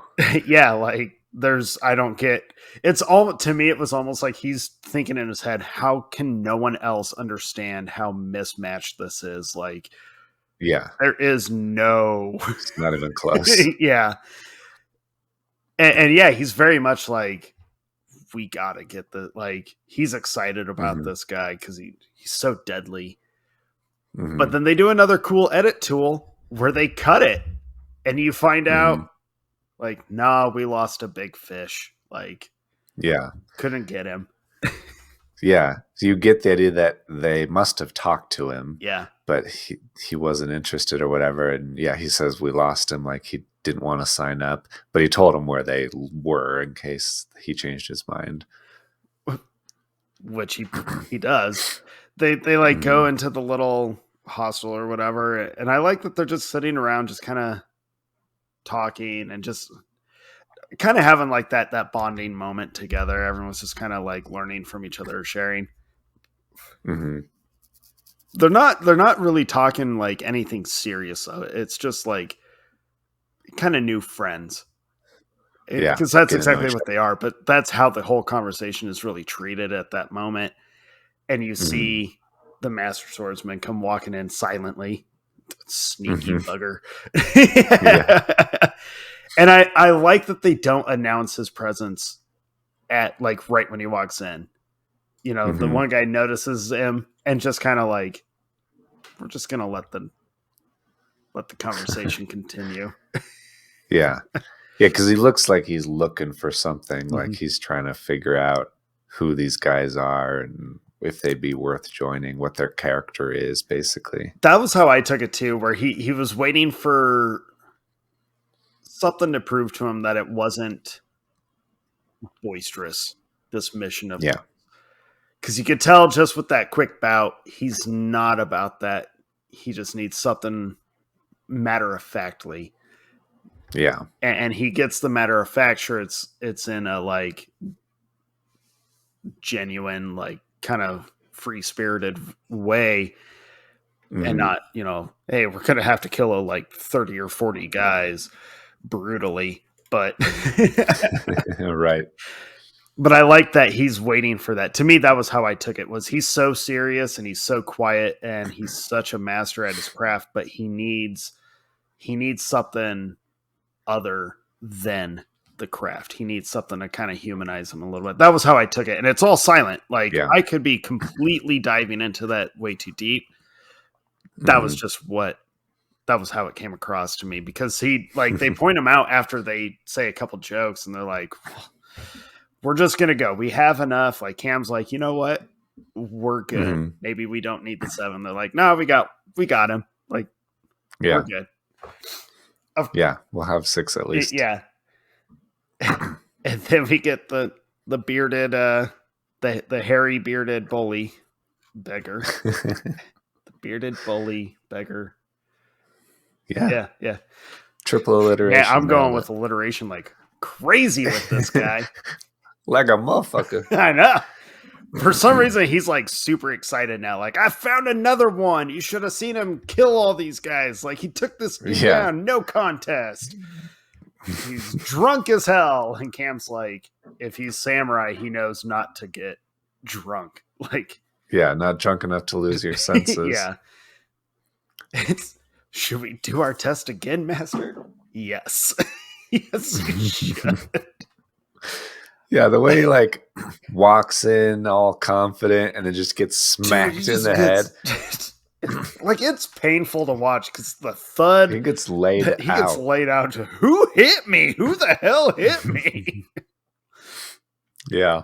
I could not tell if, as he's that drunk and he's going around, I was like, maybe I've watched Drunken Master too many times.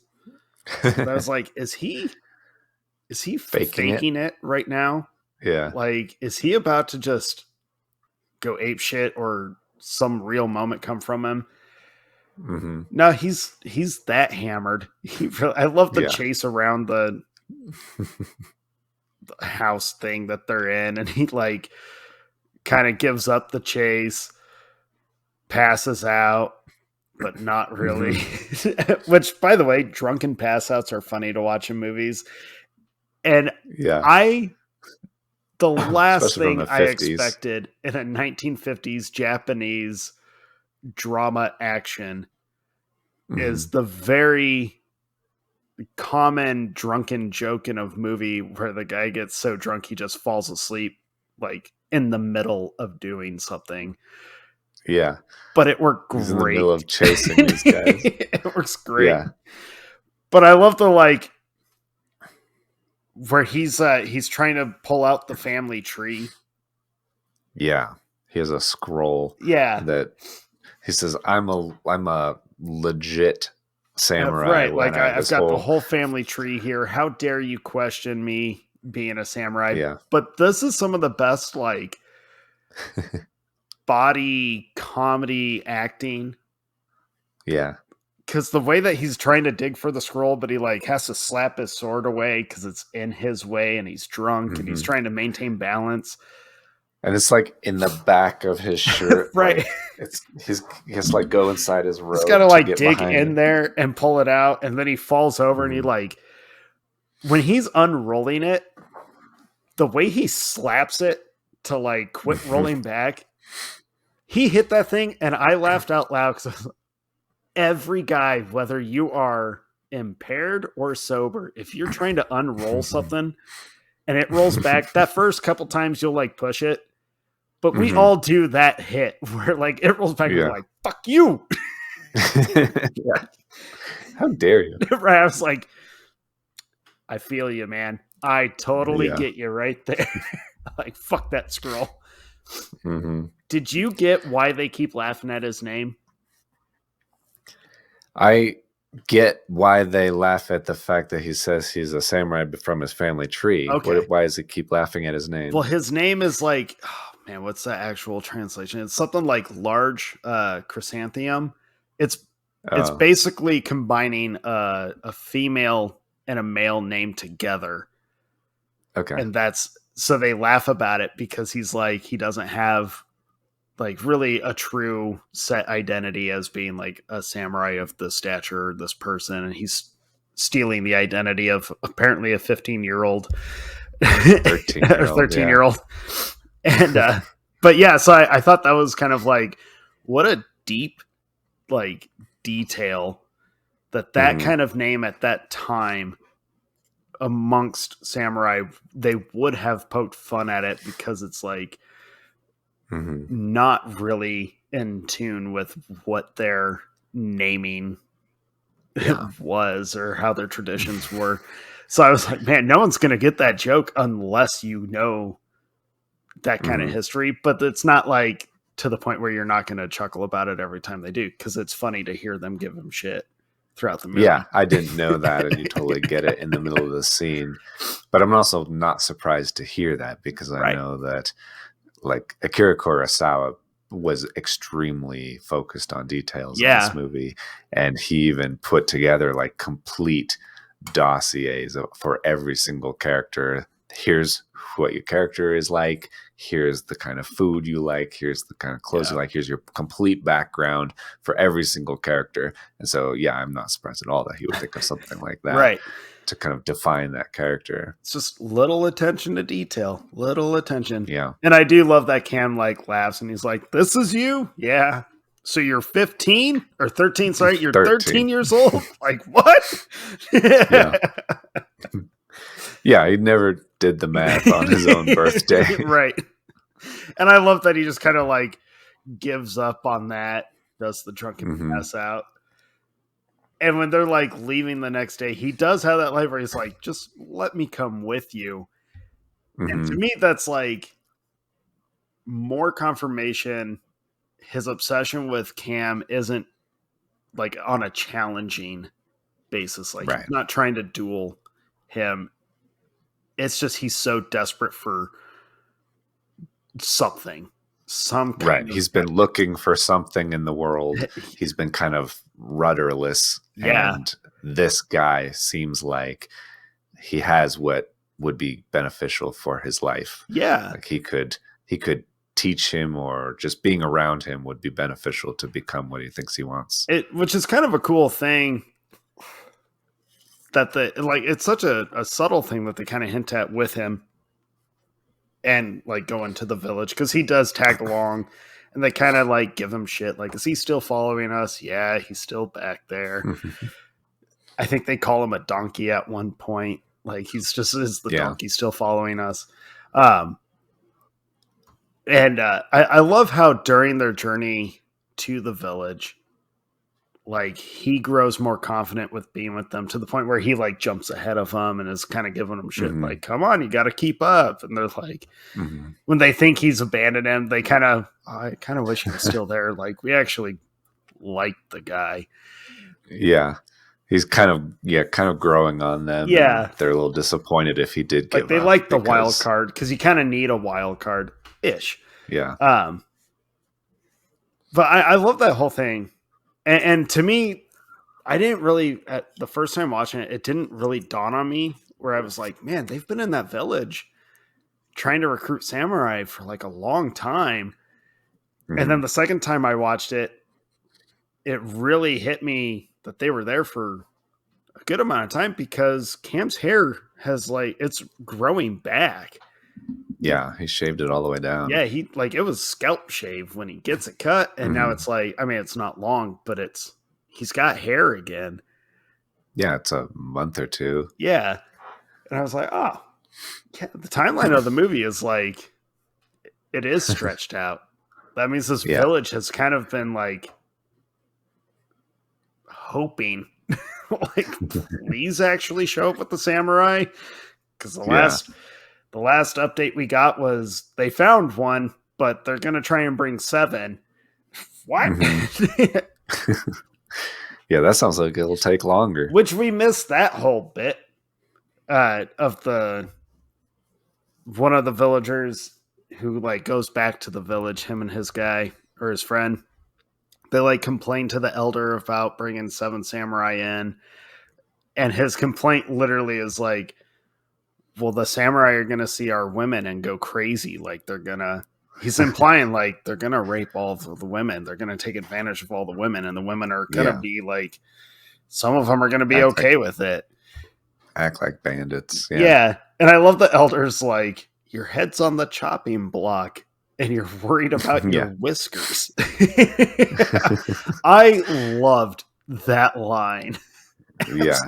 It's a life and death situation, and you're concerned about them falling in love with your daughter or whatever. Right. And you're concerned about the women being horny for some samurai.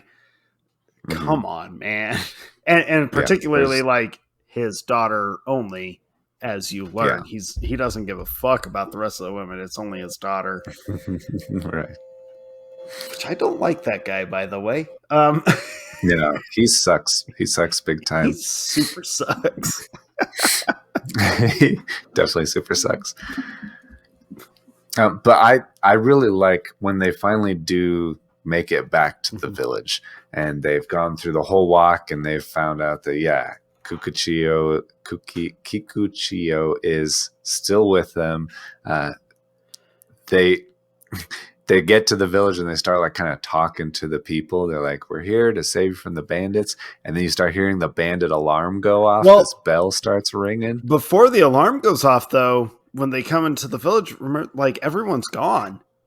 And they're like, this is the welcome wagon that we had. Like, we've come to help you. And everyone has ran.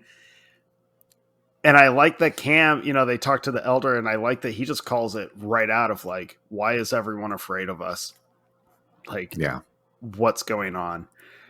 And I like that the elders is telling him, like, basically there's this pre-notion, and people are just they're in a state of like crazy unrest right now because the barley is getting closer to being ripe, and death is right at the doorstep. So everyone's freaking out. They don't know if they can trust. Like, hard truths are spoken, and then you get the alarm, and all the villagers come running out screaming, "Samurai sirs, where are you? We need you!" Like, everyone is crying out, right? And everyone freaks out and runs up. Yeah, I was a little like, oh shit, they showed up early. Like, oh no, it's the fight. Like, we're not prepared. Not prepared at all. Like, and then you find out. It's say the name. Kikuchiyo. Thank you. Is hitting the alarm himself. Yeah. Being a little prankster. Prankster? Yes. Calling people out on their bullshit. More with a purpose. Yeah.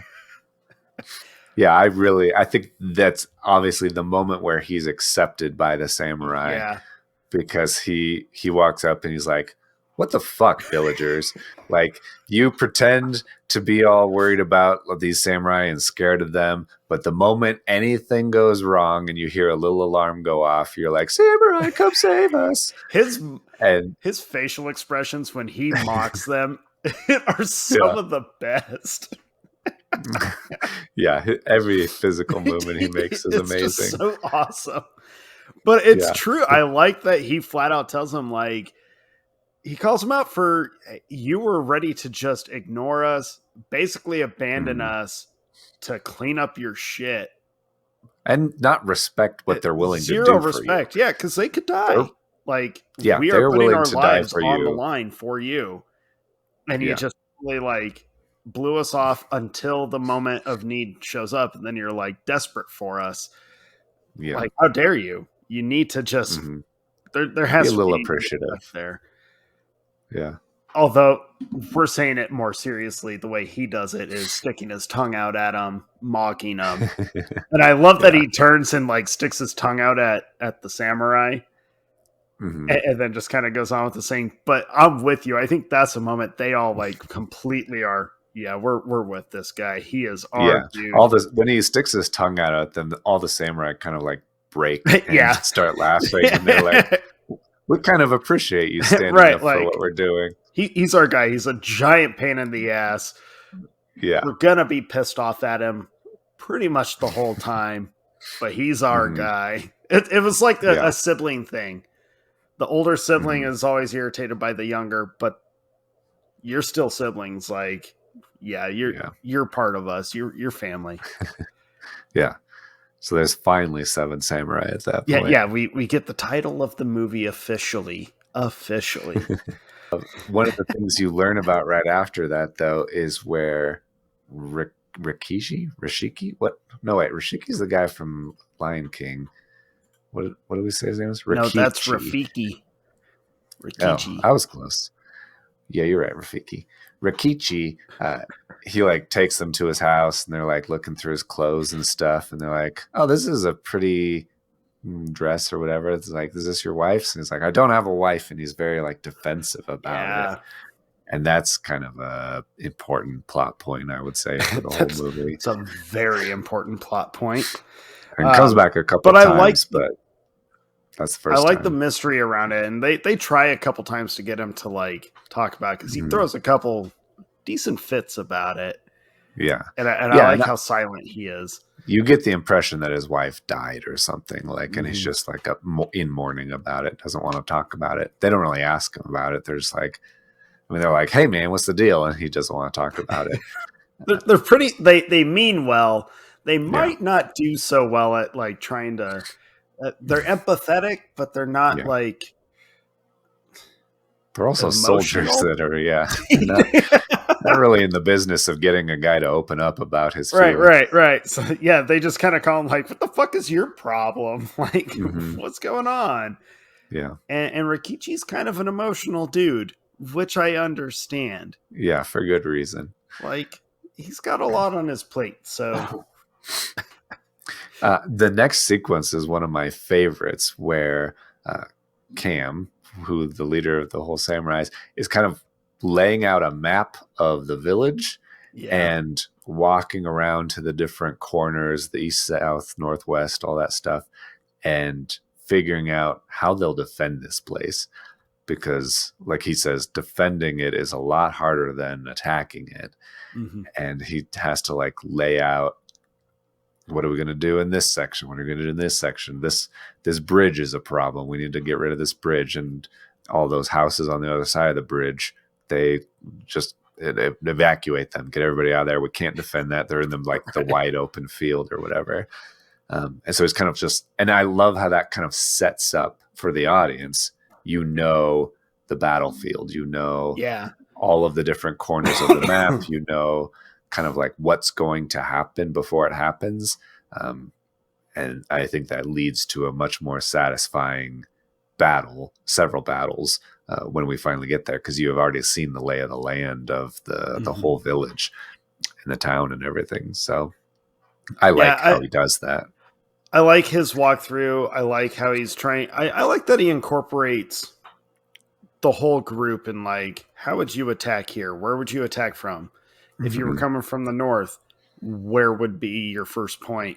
Where are you going from? And I like how everyone is like, well, to me, that was a cool thing, because they're all samurai. Well, Ronin in Japan, but Japan had several of these houses, these families that the samurai belonged to, and they all were trained differently. They shared the same kind of basic theologies or ideologies of their code, but their training itself and different life experiences. Different. So I like that Cam kind of like is asking everyone, because we have all the different, you got the mountains, you got the river, you got the east, all this stuff. And I like that he's taking their suggestions and their know-how and incorporating his giant plan on how do we defend, how do we best utilize our skills and the village, and how do we get this village actually ready. I like that the villagers are involved with this fight. I was so glad. I was like, man, I hope it's not just 7 dudes versus 40. Like, that's rough.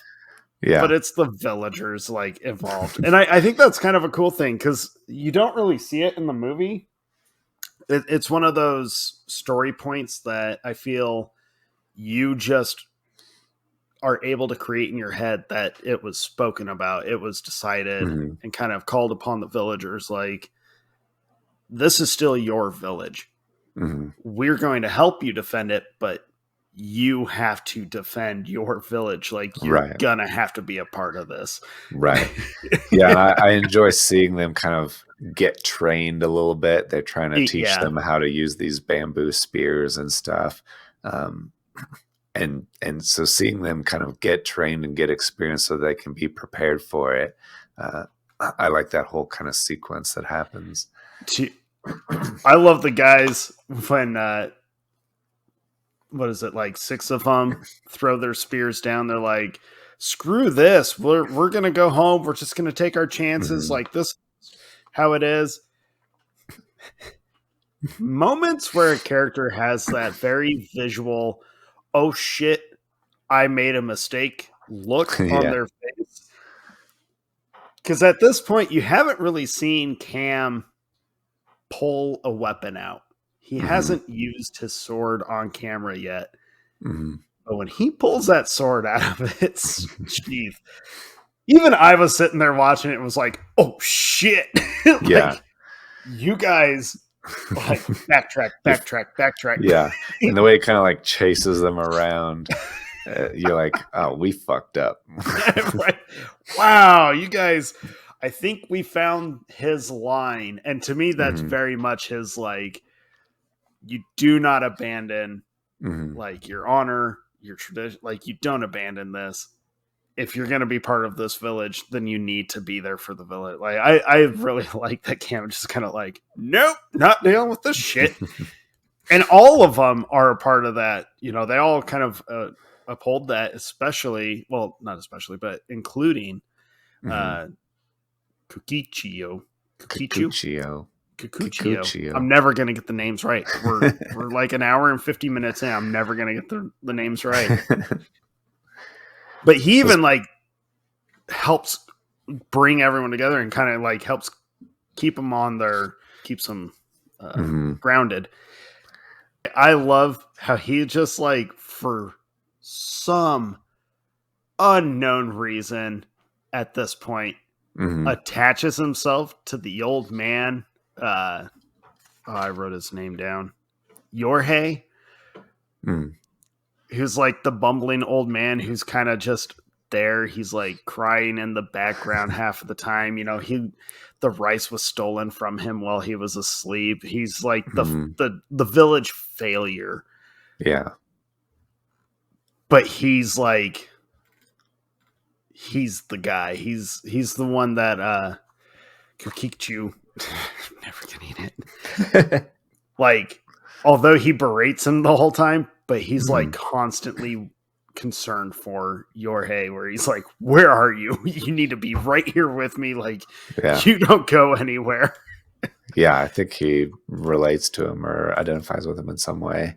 Yeah. Kikuchi is also the guy that, as they are training the villagers up, notices that this one old guy has like a legit spear. It's not like a bamboo shoot that has like a point cut into it. It's like a real spear. He's like, if you have this, you must have other spears and other things from other like armor or ancestry or whatever. And he's right, because he ends up pulling together all of this, a shitload of armor and swords and spears and all kinds of stuff. And like kind of pools it as like, this is what we're going to use to defend this village, and then brings it into the hut and then kind of like gets a little bit upset during that whole scene. So this is actually my favorite scene in the whole movie for like every reason you can think of. Mm-hmm.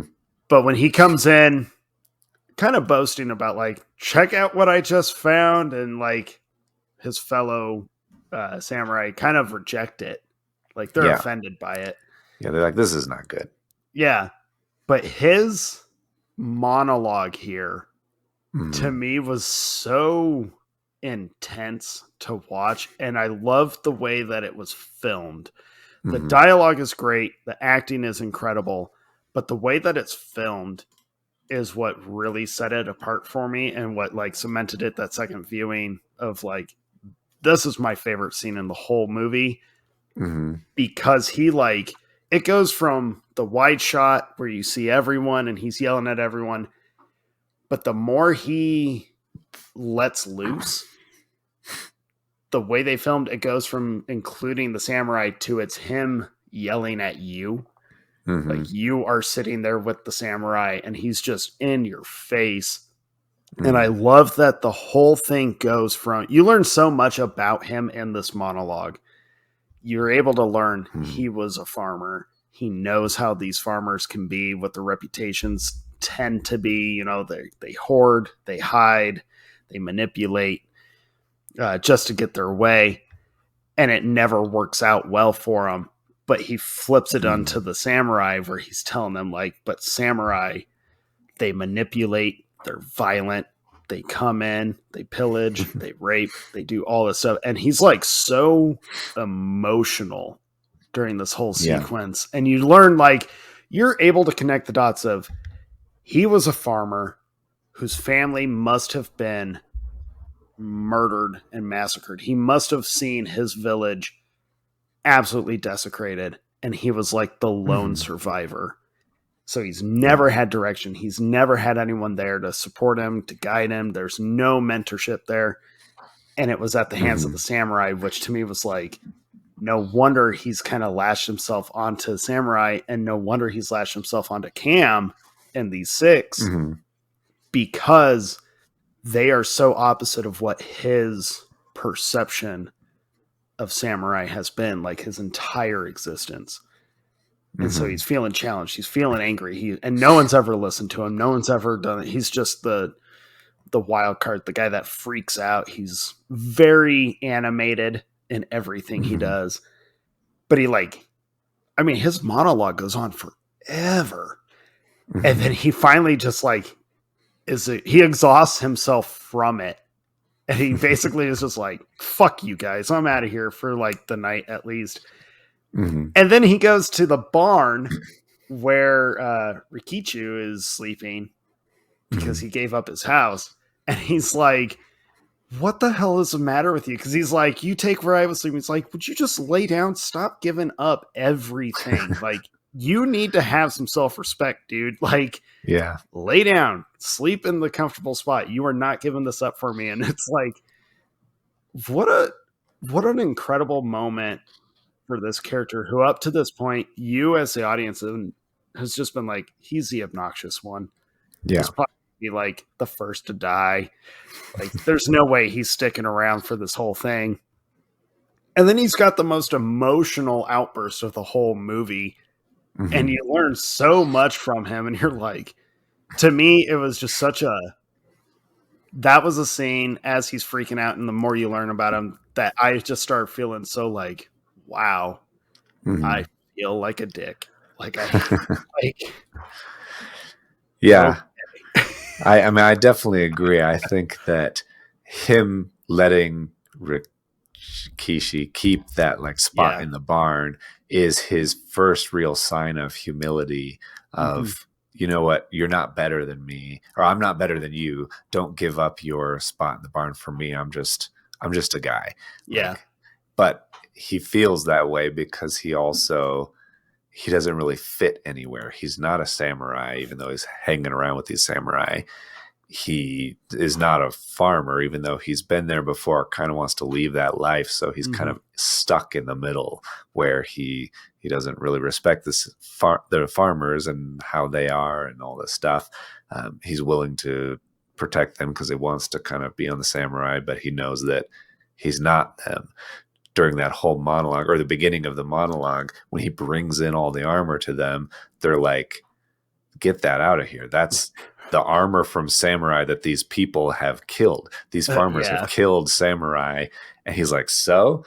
And they're like, you'll never know what that's like to be hunted by these people for your belongings.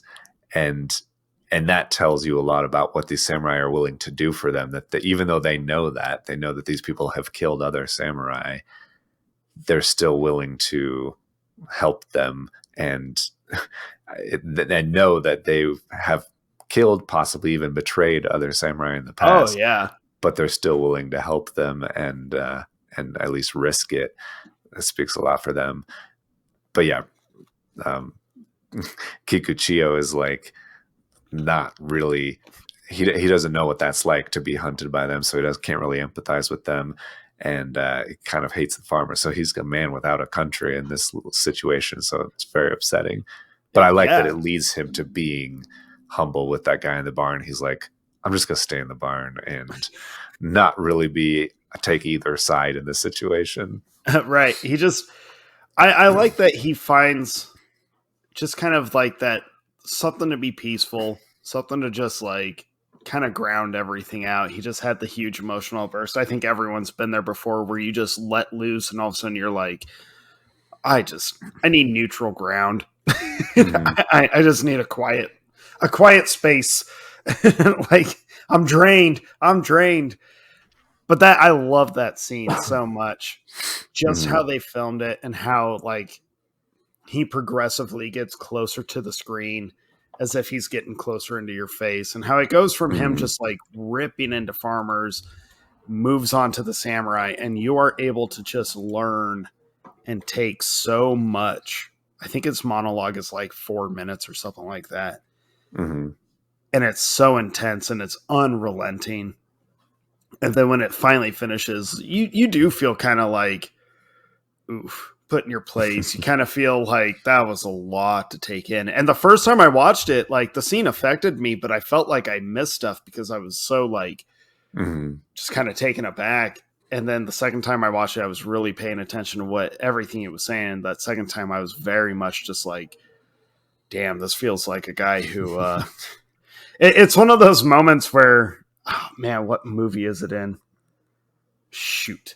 It's either in a movie or like on The Office or something where two characters are like having this argument and one of them's like, are you sure this isn't about something else? Because this really feels like it's about something else right now. Yeah. That's this monologue, but on such a not funny level. Yeah. But that's my favorite scene in the movie. I think that's like the genius behind everything that went into the making of this movie, because it used so many different techniques to make you just like kind of put you in an uncomfortable situation. And this is a part to me where I appreciate that, like that tight box, the screen ratio being what it was, because you can't look anywhere. Yeah. You feel like you can't get out of it. It's like being in an argument you really don't want to be a part of. Yeah, no, I agree. It definitely pulls you in to focus on that one thing you should be focused on, for sure. But yeah, then we get the spear scene that we talked about, where people seem to have like the samurai are kind of like, all right, we had our night. The villagers try to abandon, they get put in their place. And we get a legitimate intermission. Like, and I love the intermission, like where they placed it, how they put it in, of just like, you have that line, you can tell that the samurai are getting ready to kind of train them. And then it's intermission. It's a 5-minute intermission in the movie. Yeah. Which I definitely took advantage of when it started. I was like, oh, bathroom. Like, I don't have to hit pause. I can get something to drink. I can like. Yeah, intermissions are great. We should bring them back. We should. It's been a long time since the movie's had one. I'm telling you. Well, you and I have said it plenty of times. Like, give us the 3.5, 4-hour films. You can give us an intermission. Let people have a few minutes to go to the restroom and all that. Yeah. People will take advantage of it. Like, it's a good thing. It's okay. Right. Yeah, and if you're at home, you can just pause it. I mean, people are binge watching 8-hour movie shows, but you're basically movies. Which always cracks me up when no people problem. complain about movie lengths, but then they'll binge watch like a whole season in a night, and you're like, that 2.5-hour movie. You just watched like 9 hours worth of a show. Yeah, it's true. So I think it's either right before the intermission or right after the intermission, the scouts show up, and it's like right after. I think that's right when you come back from intermission. Okay. And you are concerned because the bandits are here is what you first start thinking. And then you realize that, they're just a handful of scouts checking it out. They didn't expect to see the wall. And so you can tell that their initial preparations are certainly helping. But they know that the scouts see them because Kikuchiyo is out there hollering around. He just can't shut the fuck up. No, he's out there hollering like, "Hey, fellow samurai, where are you?" So they're like, "Well, shit." Now they all know that there's samurai here, and so they send them off to try to intercept him. Mm-hmm. And I love that scene where they're like, especially where Kyozo knows the mountains and he can just kind of like find their horses, hang out in a tree, underneath a tree, wait for them to come back. And then when the scouts like kind of try to get back to their horses, he just pops out and slices the shit out of their faces. Well, yeah, so it's Kyozo, right? Yeah. It's the kid and it's Kikuchiyo. Yeah. And I like that Kikuchiyo tells the kid basically like, you just stand over there, because he knows like you are not necessarily combat ready. Like, no. We are, you're not. We need you to stand aside and just observe. And I love the difference, the like contrast of the fighting. Oh yeah, when the bandits show up. No, that's absolutely. It's so stark and obvious, but I think true to their characters. Where Kyozo just slices that dude, battle for him is over. Kikuchiyo like jumps on a guy out of a tree, no weapon, just barehanded, like a kid from the streets, just starts strangling and fighting and beating this guy to death. He's just fighting him full on. And yeah, and the way that Kyozo is just like waiting for that to finish. Right. Yeah. It's such a good contrast between them. There is not one kill that Kikuchiyo makes throughout the course of the movie that is instant. Every clean kill he has is drawn out. It's like a cat playing with its food or playing with like its prey. It's just he does not care. He wants the gratification. But if the cat was not like a skilled fighter necessarily, because it's more of like a street cat who's never really had any formal training. It's like a feral cat who's learning that it's a cat, and then it sees something it knows it can kill, but it's not going to do it right away. Yeah. He's ferocious, but it's a lot of work for him to actually get it done. It's true. It's true. He uses a lot of energy on just the playfulness of it. I say playfulness, but it's not like, let's play. It's like, I'm going to hit you. I'm going to trip you about, kick you around, let you get up, and then I'm going to trip you again and stab you in like the leg, and then I'll cut you in the back. Yeah, he's no one dies instantly from him. It's almost like but the scout that he fights, he lets live, they let live, they capture him, bring him back to the village. And the thing I appreciated is that the villagers are kind of bloodthirsty. Like they are, you forget at this point in the movie that they have been tormented and their children have been killed. At least the elders' children was killed, who was probably like a 30-year-old man at that point. But the way that they like everybody is out for blood. They all want to like piece of this guy to kill him, and all the samurai are like trying to keep them all back. And he's like, he's confessed to his crimes. He's begging for like forgiveness to stay alive. Yeah, they're so like, he's gonna samurai tell are us willing. everything we need to know. Like, don't kill him. And then you get Mhm. the old lady that comes in, and it's like, yeah, we're gonna let her kill him. Like, Yeah, she needs vengeance for her son that the bandits killed, and the samurai just kind of let it happen at that point. yeah, they just kind of, they can't argue because it's like the elder of the village is the one that has like final say, and he's like, he tells everyone just like, it's hers.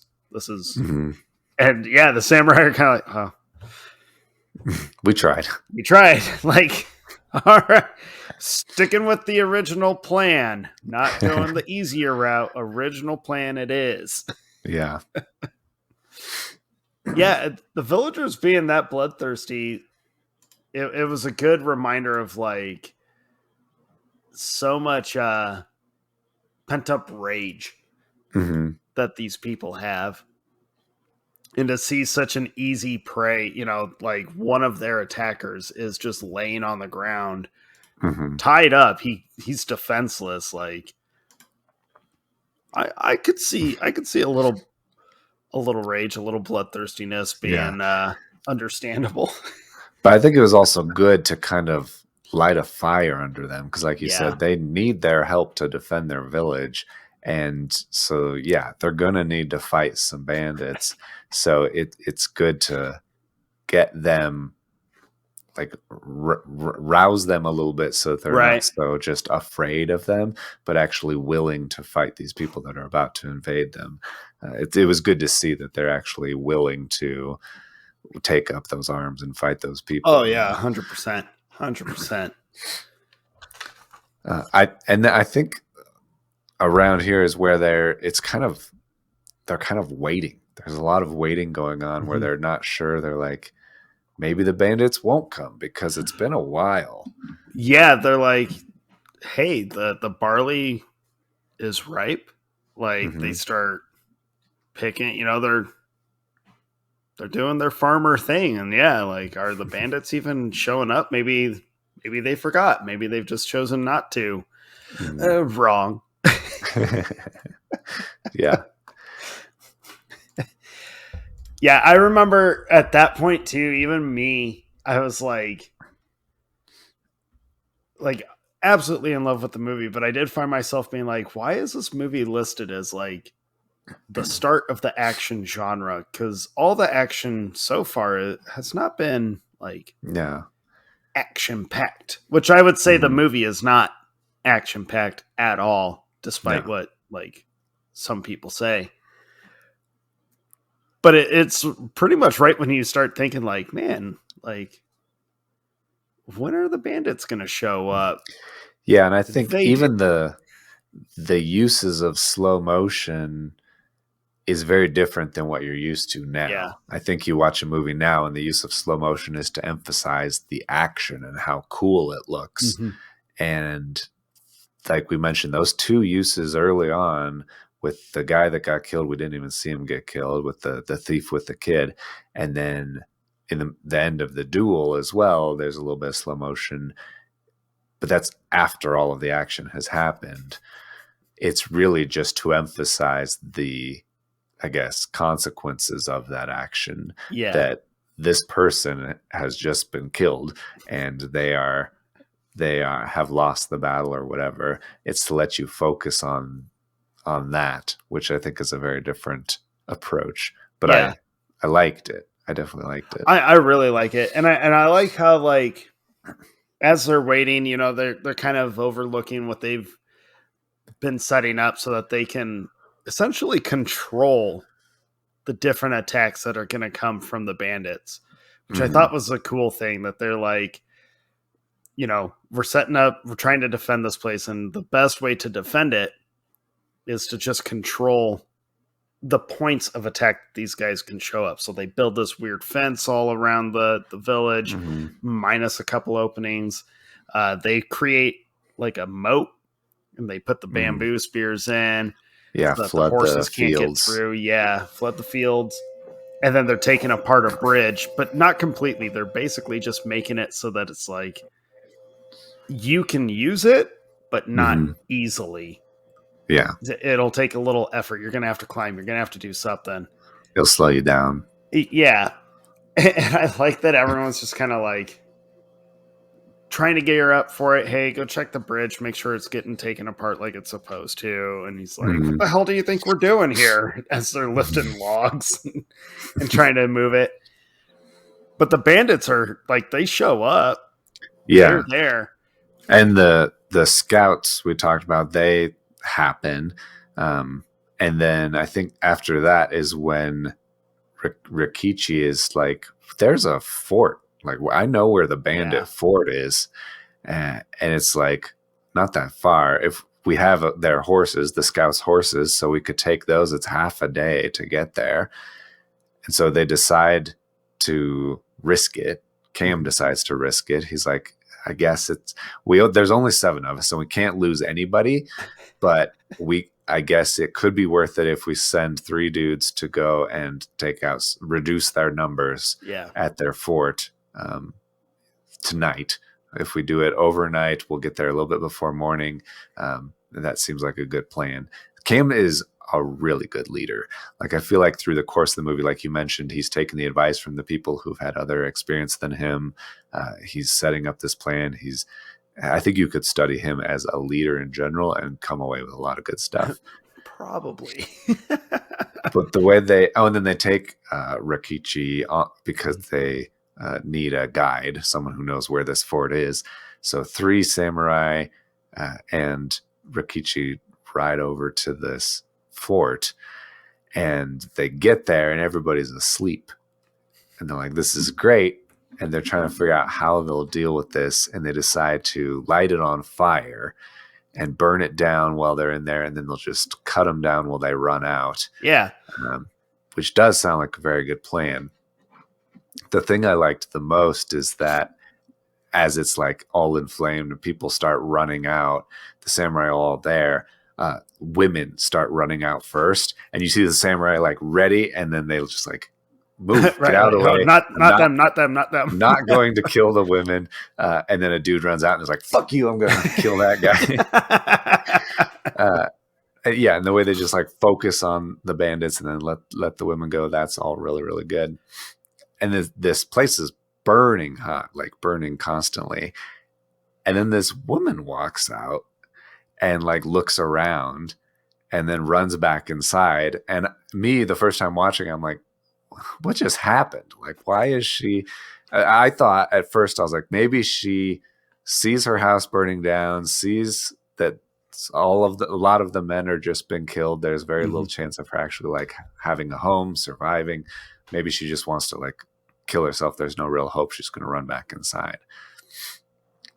But then you learn as Rikichi tries to run in after her, who had not been cutting down dudes. He's just a villager. He was there, but he saw her and ran up to her. Well, started to.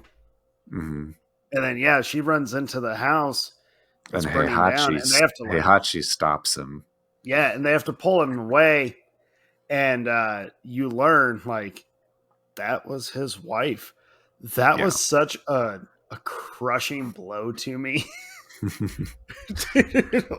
To learn that this guy whose wife, obviously he had feelings about his wife he wasn't going to expose, but I assumed she died. And then to learn that she didn't die, she was kidnapped by the bandits, and then either was too embarrassed or dishonored or whatever that she decided not to like be excited about being rescued. She ran back inside. That's terrible. I took it as like she probably felt so, I want to say, dishonorable to her husband. Like there was no mending those wounds. Like too much shame, and especially in those times, like that's just too much. There's no coming back from that. And so I was like, man, she chose like, what a way to go to burned yourself alive in this home.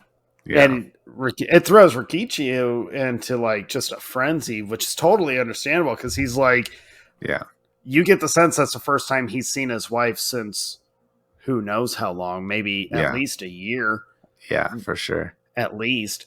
And as they're like trying to pull him away, there's still fighting going on. Not a lot, but there's still a little bit of a commotion. Mm-hmm. And it's Heihachi. Hihachi. He goes down, and as he goes down, the first time I watched it, I was so lost with what happened because it's so fast. Yeah. I was like, did I hear like a gun? And why is he on the like he's done? I was so like, what the hell just happened? What did I miss? And you do learn like they have muskets. And your first samurai just went down. And it's a likable character. Yeah, the funniest guy, kind of the one who brought the most joy to the group. Yeah, they carry him on the horseback back to the place and then start building a grave and stick his sword in the ground. And the way that Garobi, who had recruited him and kind of bonded with him over their sense of humor, the way he like throws himself onto his grave in like agony is heartbreaking. It is. Well, and I love we missed it earlier. So at one point, he was making a banner, and he gets asked about it, and he tells him like it feels wrong to go into battle without a banner like signifying who we are. And so he points out like this is the village, this is us, this is you, you're the triangle. You know, he tells that to Kikichio, and like the banner is meaningful. And at his memorial, as everyone's like kind of mourning, and I love Kukichio how he just like is silent. And how he's super pissed off, but he's just silent. He's just solemn. And he goes in and he gets the banner and he plants it kind of like that's his way of honoring this guy. He's showing honor to him. He's showing respect. Yeah. And I think he also sensed the fear, like doubt started creeping into their minds that shit, there's 6 of us against 40 dudes. And can we even do this now without this guy? Like, we haven't even started the battle yet. And I think Kikuchio picks up on that and runs and grabs the banner, which is always a symbol of inspiration. Yeah, it's carries it up to the roof and plants it for everybody to see. It is a very and he moment. Just like he plants himself right there with the banner for the night. Essentially, he stays there, and then they see bandits starting to show up again. But I do like how they handled that. It's shortly after that, right, where he goes back into the woods. Kukichio does, and I jumped way ahead. My bad, guys, because they ask about like how many did you see and how many muskets are there, and you learn like you get the official. Yes, they have muskets. The bandits are riding in with all their horses, and they count 3 muskets. And so they're like, okay, we got to be very careful about those muskets because all we have are swords and some bows and arrows. Yeah, but go ahead. Yeah, I love all of the running through the village sequences, just running in general. The samurai just running back and forth as they're like, oh, they're in the east, oh, they're in the west, and they're trying to run back and forth and defend this village. The way the movie's shot is with really long lenses, telephoto lenses. So you're kind of zoomed in on them. You see them running, and they look like they're running really fast. Like all the action is pretty quick. But it also draws everything, the depth of everything, really into focus. It's like how Michael Mann did Heat. It's a lot of really long lenses, and it just kind of makes them stand out from the background more. And he pans them along as they run, and it just looks really, really cool. I like all of those scenes. Also, they have the map that they laid out of the whole area, and they've counted all 40 bandits as little circles. And so as they start picking them off one by one with arrows as they're trying to penetrate the fence and trying to figure out how they're going to get into this village, they start killing off a couple, and you get to see Cam like cross them out. And so you know exactly where they're at, what the stakes are, what how far they need to go to get there, which I think really, as an audience, you really feel like you know where they're at, where they need to go, and what's in their way to get to the end of this. And none of it comes easy. Like once it all starts really rolling into place after the fortress assault, or the hideout assault, if you will, like that, the pacing of it definitely just like, it does feel like they're running like the movie. It's been very patient because it needed to be. You've learned so much. You've connected with all these characters. Now shit's hitting the fan. So also you're just kind of like, it's a whirlwind. At least to me it was, where it was it's basically right at the last hour. It's just battle after battle after. There's like breaks where it's like nighttime and they're trying to figure out if they'll be attacked or not, but then it's like battle. and there's a lot of emotion in that final hour too. You know, as Kukichio is trying to get his post, is this bridge that they've kind of mangled up. And he's constantly mocking, you know, they tell him, hey, they have muskets. Watch out for the muskets. You can't do anything crazy. First thing he does is run right out into the wide open and like mocks them. They fire at him. And he's like, oh shit. Missed me. Runs on top of his bridge and slaps his ass at him, basically telling him like, kiss it. They fire at him again. And he does that like, whoop, whoop, uh-oh, whoop, whoop. But then he's challenged. To me, like, I feel so bad for him. So, like, he's defending this bridge. He's doing it his way, but, like, you get the sense when the time comes, like, he would be able to stand or pull off what he needs to do, but he gets so caught up because he's untamed, if you will. He's so wild. Definitely.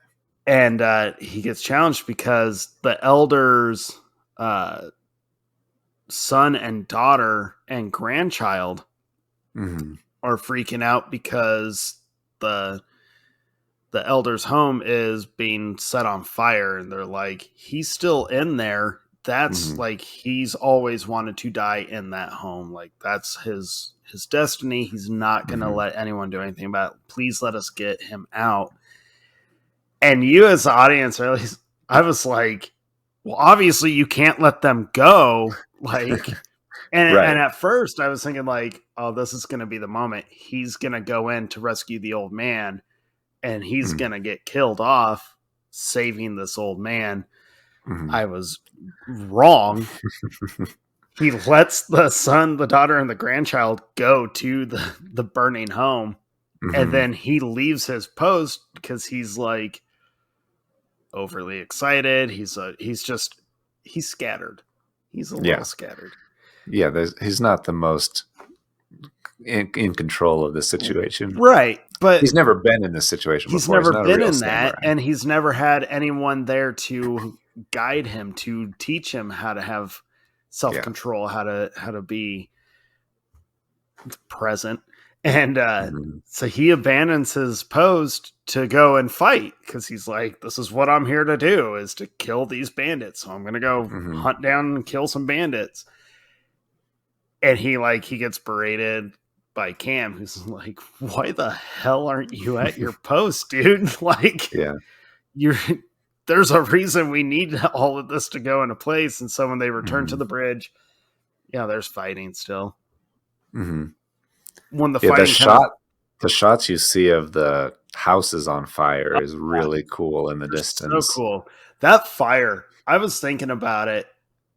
I was like, man, 1950s, they're filming this.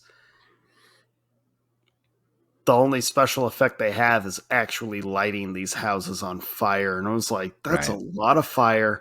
That is a lot of heat. And these actors are actually very close. Like you can tell they are near. Especially at the bandit fort one. Right. Like that's a lot of fire. That's a lot of like, we really don't have the budget to rebuild this whole village, dude. I mean, the studio shut the movie down, I think it was like 4 times because he was over budget.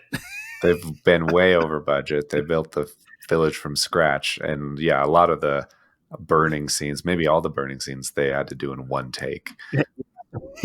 Because they could not afford any mistakes. And so Kukichio, like, as things are kind of like boiling over for him, because it's stressful, the fighting's still happening. They're still, killing off bandits. And villagers are starting to die as well.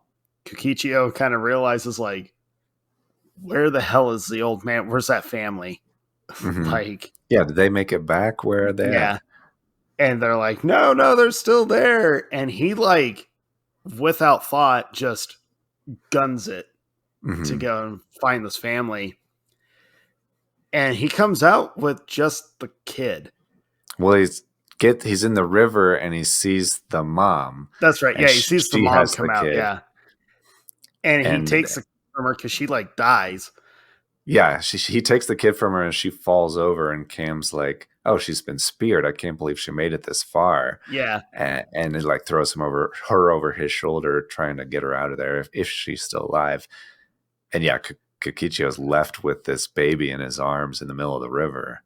This is the scene. I think you and I both alluded to it earlier. 100%.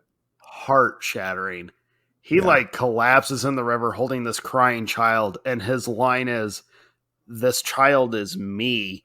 Yeah. And like everything just kind of floods you at once. And you're like, it makes like 100% everything, every action he has made, word he has said, his giant meltdown, pretending to be a famous samurai just to get in the door. Everything all comes into such sharp focus, and it's all because he's looking at this baby whose family is completely dead. It's in a violent area. Its village is being attacked and potentially burned down if they fail. Instantly orphaned. Instantly orphaned. Zero guidance, zero anything. The baby is on its own. And for him to just like tell you, just, this was me. Like, fuck me. And the way he does it, the way he like breaks down, just the way the performance is, it completely connects to you. Just like, oh no. It's like, what is this movie doing to me? I was not prepared for that. I think that's my favorite line, if I had to boil it all down to one line, is when he goes, this is me. I'm like, oh my God, I completely get it. It was either at that line or a little bit later on where I remember thinking, like, I don't remember the Magnificent Seven being this deep, like, and humbling and just like, not to sound like a cliche, movie critic or whatever, but like thought provoking and just complete. I mean, this movie is the complete package, folks. It is everything. But I digress. Absolutely true. There isn't a lot of time to really focus on it after that. It gives it the time it needs, but they're in the middle of a battle still, and kind of that whole night they're in a back and forth battle, and trying to get the bandits to give up ground or not lose any more samurai is kind of the main goal of take as many as you can but not get killed. It's funny when the one guy who has a daughter, we haven't really talked about the daughter at all. No. But there's one guy who's a dick. He has a daughter, but he ends up getting shot like in the leg or arm a little bit. And he's like, oh my God, I'm dying. Bring me my daughter so I can see her face before I die. And they're like, it's like a bee sting. Like, you barely got grazed. Why stop your wailing? And he's like, oh, okay. Yeah, I'm sorry, guys. And that's another great, like, comedic breather, but it doesn't take away what's going. They just kind of like, dude, like, you're fine. Oh, okay. And then before you even have time to really, like, fully appreciate it, they're like, and more assault scenes. Here we go. Yeah. Like, all of the action I really, really like. It's like you said, it's really well shot, well lit. It's easy to see what's going on and all of that stuff. It's really enjoyable. So a lot of movies, I feel like today, they're so kinetic and frantic, and there's CGI and there's so much going on. It is really hard to kind of see what's going on and who's that person and what's the goal again, like how many people are in their way, all of that stuff. I think it does a really good job of showing this. And it also does a really good job. I don't remember who I was reading some things about this movie, but I think that they hit it on the point where it said, every time that you see them cut down a bandit and actually kill one, it follows, like the camera follows the bandit, leaves the hero. The hero goes out of frame and it follows the bandit to like where they end up dying. And then they compared it to a lot of other movies, like name any popular action movie, where Avengers is like a really good one, like all the Marvel movies. The camera just follows the hero and they're like knocking people off, killing all these people, and you don't really see where they go. You don't really see what happened to them. It doesn't really give you any good sense of the gravity of the situation and the stakes and the fact that they're killing those people. Like, that's kind of matters in the grand scheme of things. For this movie to actually follow, yeah, they killed that guy and he's dead and he died right there. And he's one of 40 and we're kind of keeping track of how many they've killed so far. I thought that was really, really interesting and a very different, but I think better way to do it overall. Well, yeah, I mean, it's reminding you that bodies don't just vanish in a movie. Like, when you die, it's not like a video game where the defeated character just blinks off the screen. Like, you're watching where their body lies. That means there's going to be a minimum of at least 40 people of bodies that will have to be taken care of. Yeah. And you assume they're not going to really bother burying bandits. Yeah. So they're probably going to either toss them in the river or burn them, in a stockpile, and then bury the villagers and samurai that don't make it. Which is like right here. Yep. You hear, if I remember right, you hear like a wail, like you hear a cry, like a battle cry kind of, and everyone moves, like you said, where you point out when they run, the camera pans with them and you get that sense of like, oh shit, something just happened. Like someone else just did a villager die or like someone important die. Yep. It's Cam's like friend, like his actual friend. Say his name because I butchered it horribly earlier. Hold on. I'm trying to remember which one he is. Nope. It's Shichiroji. Shichiroji. Yeah, he's an old friend. Yeah, he's been taken down, and they're like carrying his body back. It's like it's the first one where you see him kind of having like a, I don't want to say ceremoniously, but they've taken the time to put him on like some boards or some bamboo to carry him back into the village for a proper farewell. And it's like the first time Cam's like, you see it at least on screen of him being like, oh my God, like this is what is happening to us. And he even said, I mean, at the funeral, he even has that line of like, we only have 13 more, but this one came at a huge cost. Like, because there's only 7 of them to begin with. So any one that falls, like, your percentage of, or your odds of having a good outcome drastically drop. Yeah. The number of bandits each samurai needs to kill goes way up if you lose one samurai. Right. Yeah. Luckily, the villagers are doing their parts with their bamboo spears. Yeah, they're helping quite a bit.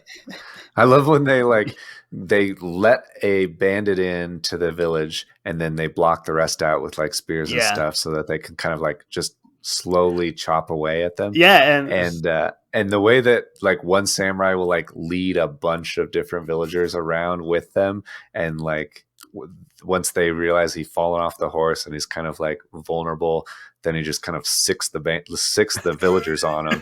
Right. Like get their spears out and start stabbing them, and the samurai goes and does his own thing. There he is. The goal is you let the 1 or 2 in, knock him off the horse. I love the one that's like he rides his horse in backwards because he's caught on to what they're doing. So it's like no one wants to stand behind a horse while it's kicking. Yeah. And he like gets in, and even I was thinking this is a good plan for like 10 seconds, but it's not a long-term plan. This is not your answer, dude. Yeah. And sure enough, I think you even hear Kukichio even say like, watch this, or like, just wait. He has some line like that. And sure enough, the guy falls off the horse because it collapses. And that's one of those other playful kills where he's like, there he is. And they all chase him and they like prod at him. And you see Kukichio just kind of like fucking around with him a little bit. And then we get the where they're trying to figure out like how to control the muskets though. Yeah, I love that sequence of events where they're really concerned about those 3 muskets and they really like to get one out of the bandits' hands. And so Kyuzo, the swordsman, just like, I'll take care of it. And he runs off into the night.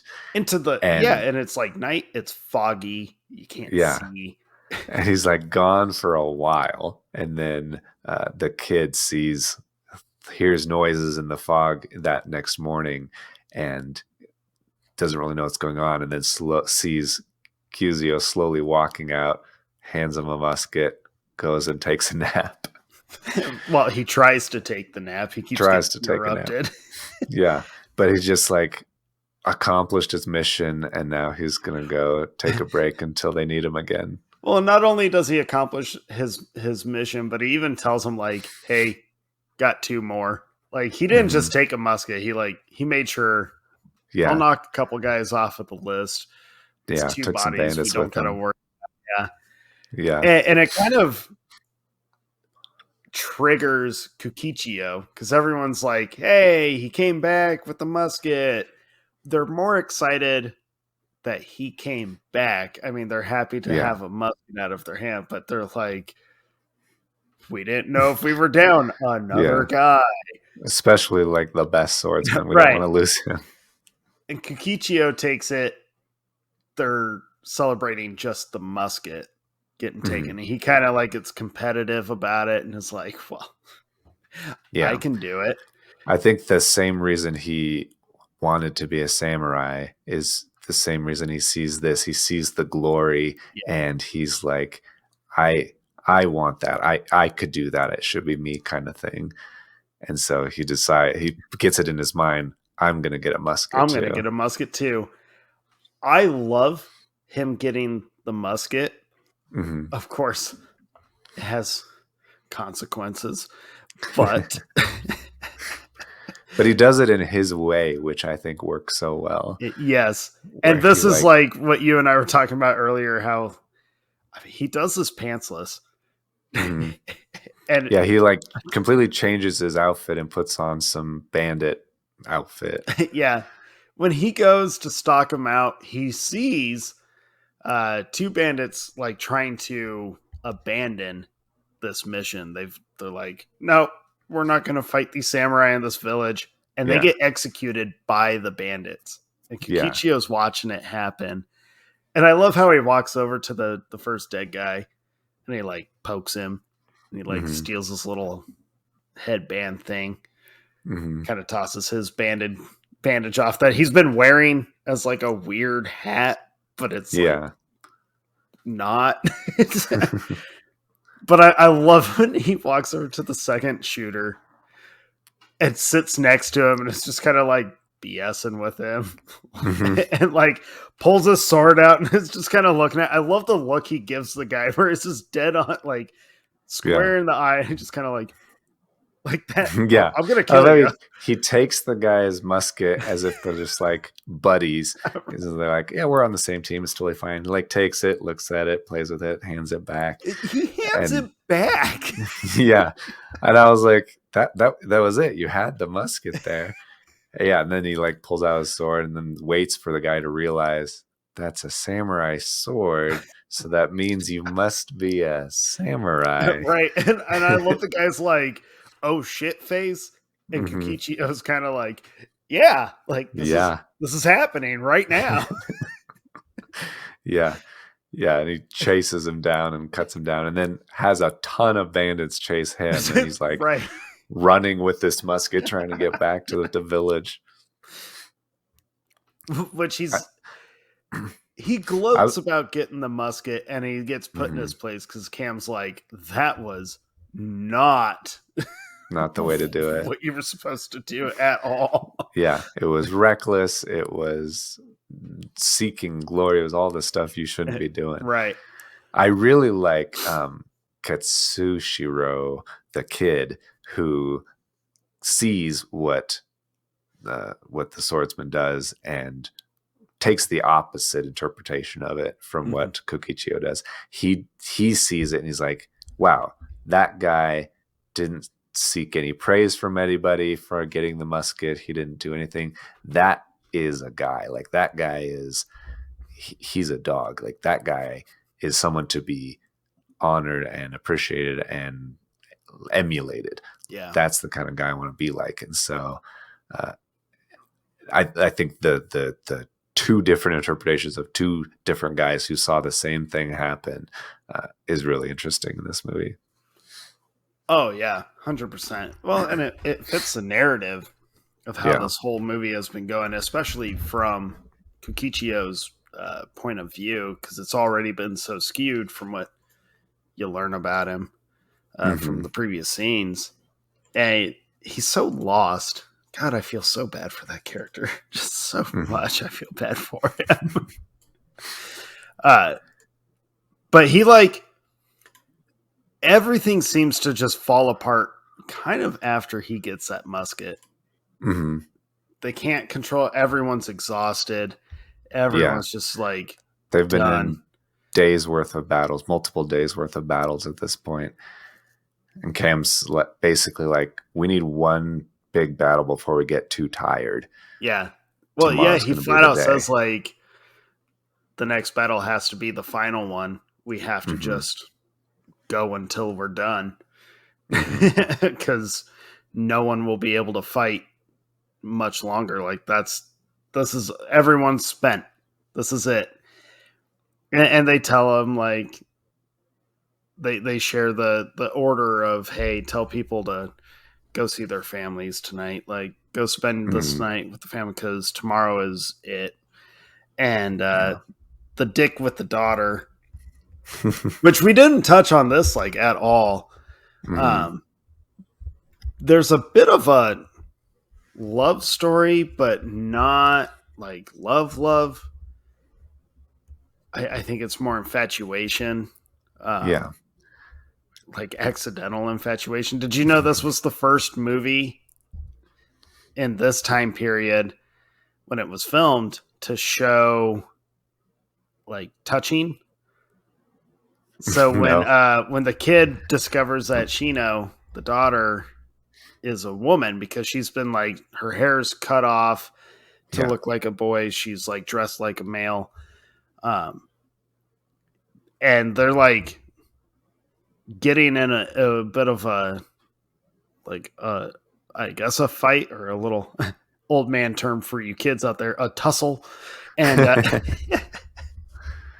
and he goes to brace himself up because he pins her down thinking she's a man, and he goes to like brace himself up, and he accidentally like touches grazes her boob. Yeah. He doesn't graze the boob. He flat out like like that is full palm, and he freaks out like, oh my god, what the hell?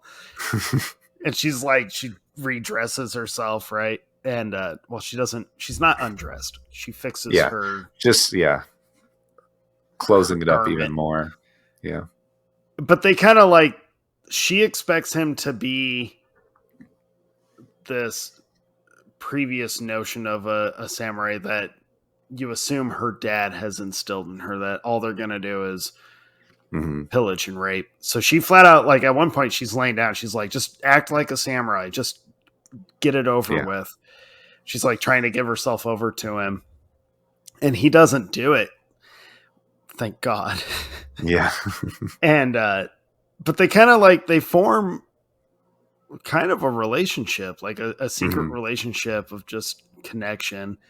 And so the night that families are meant to go and be together one last time, the dad is told, like, go be with your daughter. Everyone knows she's your daughter. None of us care that you have a daughter. They like poke fun at him for it, for trying to hide it. Yeah. And he goes to be with his daughter, and he shows up post coitus. Yeah. Which, this was a scene, like, everything with him leading up to this moment, I was like, he's just dumb. Like, what a dumb guy. And then this scene happened, and I was like, this piece of shit. Like, yeah. The way that the dad approaches it is like the worst way possible, where he just disowns his daughter as if she's spoiled goods and says the worst things about her. Yeah, well, he calls her damaged goods, and then he full on assaults her, just beats the hell out of her. Is punching her, like legit punching her. And everyone was trying to figure out what the hell just happened. Cam's trying to pull him off and trying to figure out, like, what is happening. Tonight was supposed to be like a final night of peace and like be with your family kind of thing. What happened with your daughter? And you kind of have to remember that time period, you know, the 1500s, especially in Japan, and their customs and their traditions and the culture itself back then. Where they were very much like, okay, obviously you're handing down punishment. It's severe, brutal punishment, but what punishment? It's punishment regardless what happened. But they're not like the reaction. If a dad beat his daughter like this guy does these days, that guy would probably be like death row. Yeah. Hey, I would hope so. I would be totally okay with like, hey, let me have a crack at this motherfucker. Like, especially because I have a daughter, and I swear to God, anyone lays a hand on that. I did really appreciate how the samurai are realistic about it. They're like, hey, there are two young people on a night where nobody may survive tomorrow. Right. And they like each other. They're young love, all of that stuff. It's not unheard of. It's not a crazy thing for them to have done. They're trying to like talk sense into the dad. But yeah, he is just not even interested in hearing any of it. He just completely checks out of it. And she's left just crying. And I feel for her, the dad. I'm like, I kind of wish we would have seen him get killed in battle, honestly. Yeah, she deserves better than that. Yeah. But that was an intense scene for me. I was like, this is brutal. Yeah, not really what you expect. You expect like a peaceful night where they're just trying to enjoy the world one last night, possibly, probably.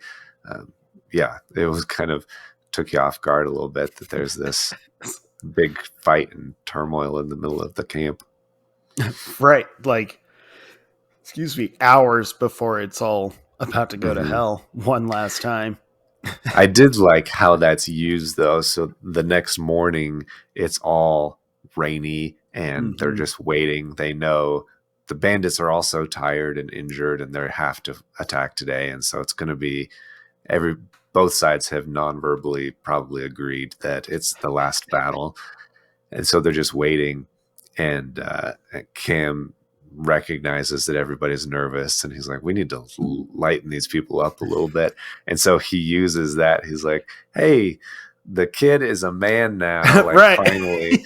And like, so turns the thing that was so serious last night into, and everybody starts laughing, and it kind of definitely helps them. It loosens people up because he doesn't need people to be like stiff. They need to be loose because if they're loose, they're awake.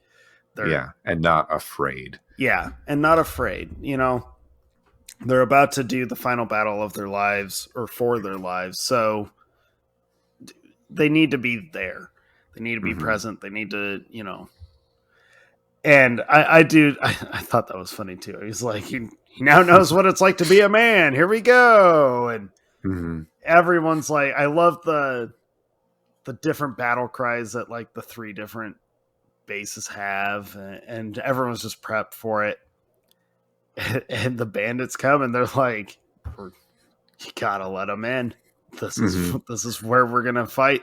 Just we're not going to stop them this time. We'll let all 13 in, and we'll all just converge from different sides and try to take them out as best we can. And this is the scene where Kikuchio is still in his bandit outfit, and he has no pants on, and when he's just like in the street, bare ass, waiting for them to come down the road. I'm like, what a badass! Like he just, and I love how just charges at him. They lead into the final battle with him where he's stabbing swords into like this mound that's kind of in the center of the village, and they're like, what the hell are you doing? Because he does like 5 or 6 of them. Yeah. And he's like, it's kind of hard to kill all these guys with just one sword, so I'm gonna need backups. And you're like, this guy's going for it. Like, it's he feels like a legit samurai. Like he is full on ready for battle at this point. Yeah, and I feel like he has blamed himself for the previous 2 samurai deaths just because his actions seem to have led to that. I think he's really trying to make up for that. You can tell he wants to grow into this honorable soldier, warrior, but he just has no true guidance. And you can tell everything leading up to this final battle that he's looking at the samurai as, you guys are my guidance. Like, this is it for me. And I did have a moment, because when the bandits show up, I mean, it's like, it is quick and chaotic. And it's very chaotic, especially because it's in a torrential downpour rain. Yeah, which I'm so glad there was a rainstorm during the scene. I'm like, it just adds so much to the scene. And it's so muddy and sloppy, and everybody's running and falling over and slipping and stuff, and the horses are struggling, and the bandits are all closed in and trying to fight their way out. Yeah, it's very chaotic. It's crazy, very exciting. Chaotic. And I mean, it doesn't last very long, which I think a normal like movie trope is the final battle is going to take up a lot of the like screen time. Yeah. This one is the bandits show up, they let them in, everyone fights.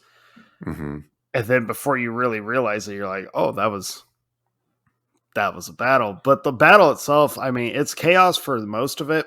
And then 3 very significant things happen. One is Kikuchio watches his, the old man that he's kind of taken under his wing, Yorhei.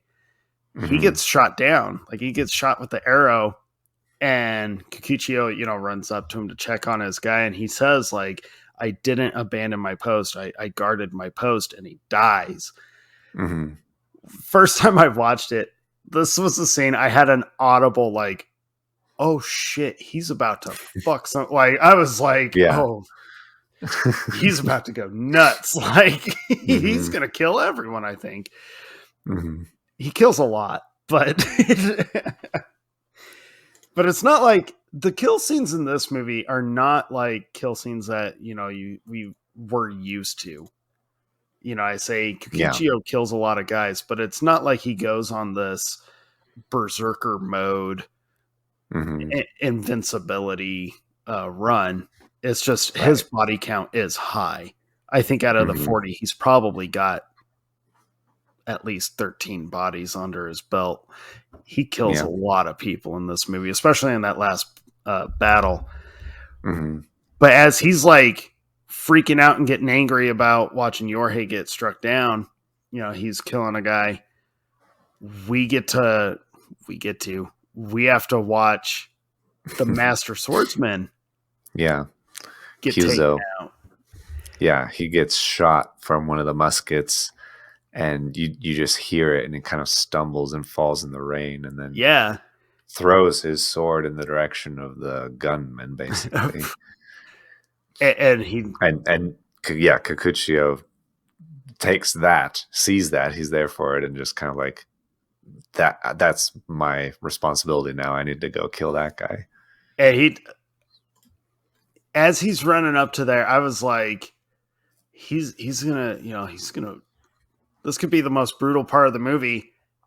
And to me, it kind of was, because he gets shot and he falls. And I was like, no, like, no.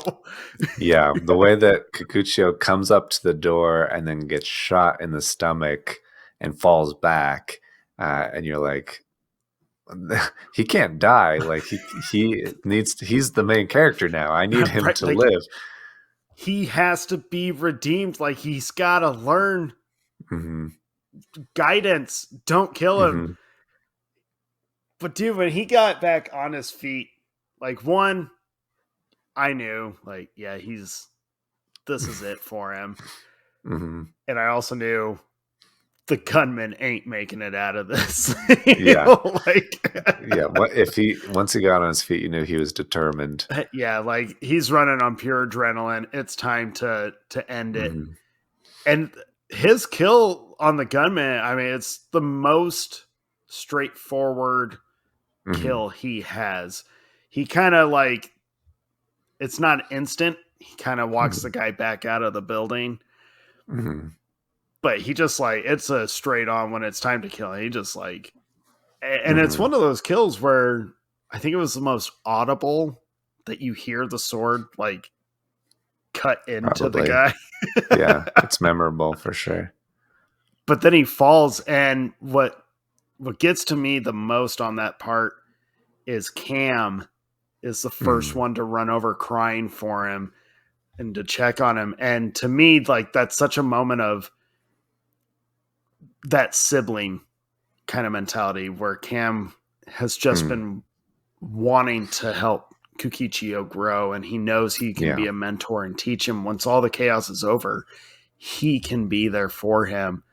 And now this young-minded fighter is dead, and he'll never have a shot at like a peaceful life or to know what humility really is. And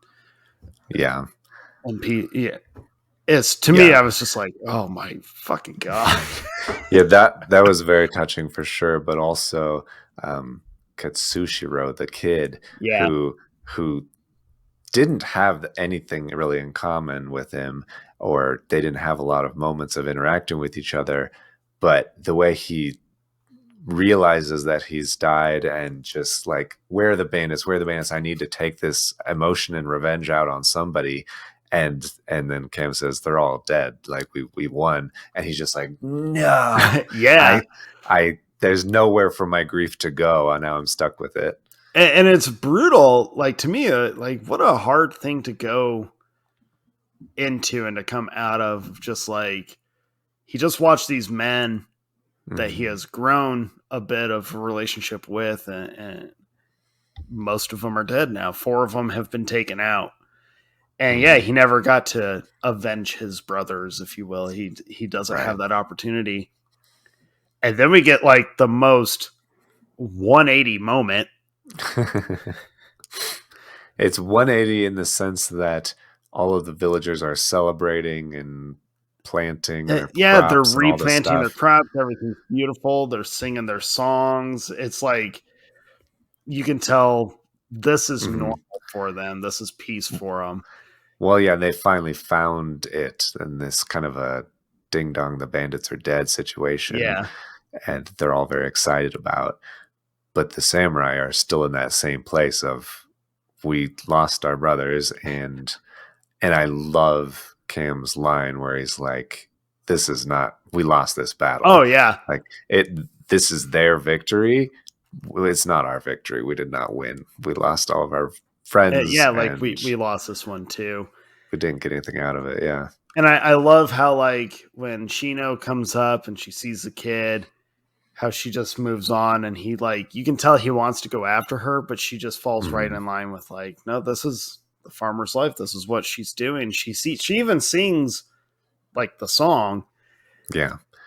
And I love the fact that the three samurai, like it's very somber, but they don't have a future in the village. And I appreciate, I really respect the decision to not give the movie the all around happy ending. I thought, yeah, what a smart decision to make it very bittersweet, where you're happy that the villagers survived. These farmers are okay, will be okay. But the consequences of everything that just happened, it's on the shoulders of these three remaining samurai. And where they go from there, I mean, they have no home. They have no... Right. It's just on to the next one. It's just on to, we're just going to travel the road until something comes up. Yeah, the framing of that shot where the three remaining samurai walk into frame, but then you see the four graves with the samurai swords in them up on the hill, and it's just like all seven of them in that shot. It's so perfect. It's perfect. And I also like the placement of the samurai where Cam and I forget the one guy's name. They're kind of close and they're understanding just that somber. And the kid is just slightly a little bit farther away from the two of them, but he's not moving towards the village or whatever. I like that decision because to me, it's like the kid is kind of trying, he's being forced to make a decision right there. Yeah. Or come to understanding his decision, like for the first time. When he first decided to follow Cam, I think he meant well. It had great intention, kind of knew like, I'm going to witness tragedy, but I won't witness like heartbreak. Right. Still feeling the romanticized version of what it means it'll to be romanticized samurai. Constantly. And now he's in a place of like, there's nothing romantic about this. Yeah. And the actual romance that he felt actually, there's no future for it. So he's kind of stuck in that limbo. It's not the kind of life where you can have a wife and kids and settle down. You're just constantly on the road. You're a wandering. You wander. It's such a beautiful movie. I fucking love this movie so much, Jake. It is everything that they say it is. It truly is. I was a little skeptical. I was like, it might be more of like one of those Orson Welles joints where I'm like, hey, get it. It's famous. Was important for the time, but doesn't really hold up. This movie holds up. I could watch it over and over and over. And it was really cool for me to, like, as I was watching it and just being able to be like, holy crap, I can see so much of the influence from so many movies that I love. I can see where they drew inspiration from with this movie. And I think that's just, what a cool thing. The movie is like 60-something, 70 years old? Oh, you're going to make me do math. It's late at night. It would be. It's around almost 70 exactly years old. Yeah, almost exactly 70 years old. And I feel like its impact on filmmaking is still just as prevalent as it was when it first came out. This movie, like, I just want to tell everyone, like, just fucking watch this movie. Like, don't run away from the 3.5 hour mark. Don't run away from the, oh, it's old, it's black and white. Oh, there's subtitles. Shut up. I watch this movie. I put it on, and my wife was in the room, and she does not like old movies. She likes very specific old movies, like Gone with the Wind, but the rest of them, no. And she was like, and then she saw the subtitles, saw the 4:3 format, saw black and white, saw Japanese, and she was like, what the fuck is this trash? And I was like, well, it is arguably one of the greatest movies ever made. And she was like, no, I'm not watching it. But I do think if she did watch it, the characters and the story and everything would connect, and she would like it. So if you give it a chance, I do guarantee it'll be really, like, yeah, this movie this is one of those movies, and it's happened a few times for me on the show where I'll watch a movie and I just have that understanding. I'm going to watch this movie so many times. Like, this is going to be one of those comfort movies of mine where I'm just going to put it on. I do it with so many already. It's like, you know what it really struck me as? What? For me, it's like the Japanese foreign film version of the Snyder Cut. Because I can throw the Snyder Cut on at any moment and just be fine. Yeah. I do it with Batman v Superman all the time, too. I'm like, this is going to be that movie for me. It's going to join those ranks where it'll just be like, yep, we're just going to put that on. Because I know I'm going to love, every time I look at the screen, I'm just going to love it. I'll be happy. Yeah, I think so, too. What a movie. Well, there you go. That was The Seven Samurai. Yeah. I think we said everything we could. It's a great movie. It's so good. It's so good. People, you got to watch this movie. It's so freaking good. Yeah, I don't have too much to say left on it. Watch it. If you happen to have seen it, let us know what you thought of it. See if you took the same kind of stuff we took from it. Yeah, if you have any fun movie trivia about it, I think all of those old movies have a lot of really interesting things, especially about how they got made. I love hearing those things, so hit us up. Oh, yeah. At Movie Boners on all the things. Well, next week should be fun. We're going to celebrate moms on our next episode. Yeah, should come out on Mother's Day, so love you, moms. Our top 10 movie moms will be next episode. Yep. And go buy your swag from us while it's still there, and we will see you guys next time. All right. Thanks, everybody. See ya. Bye.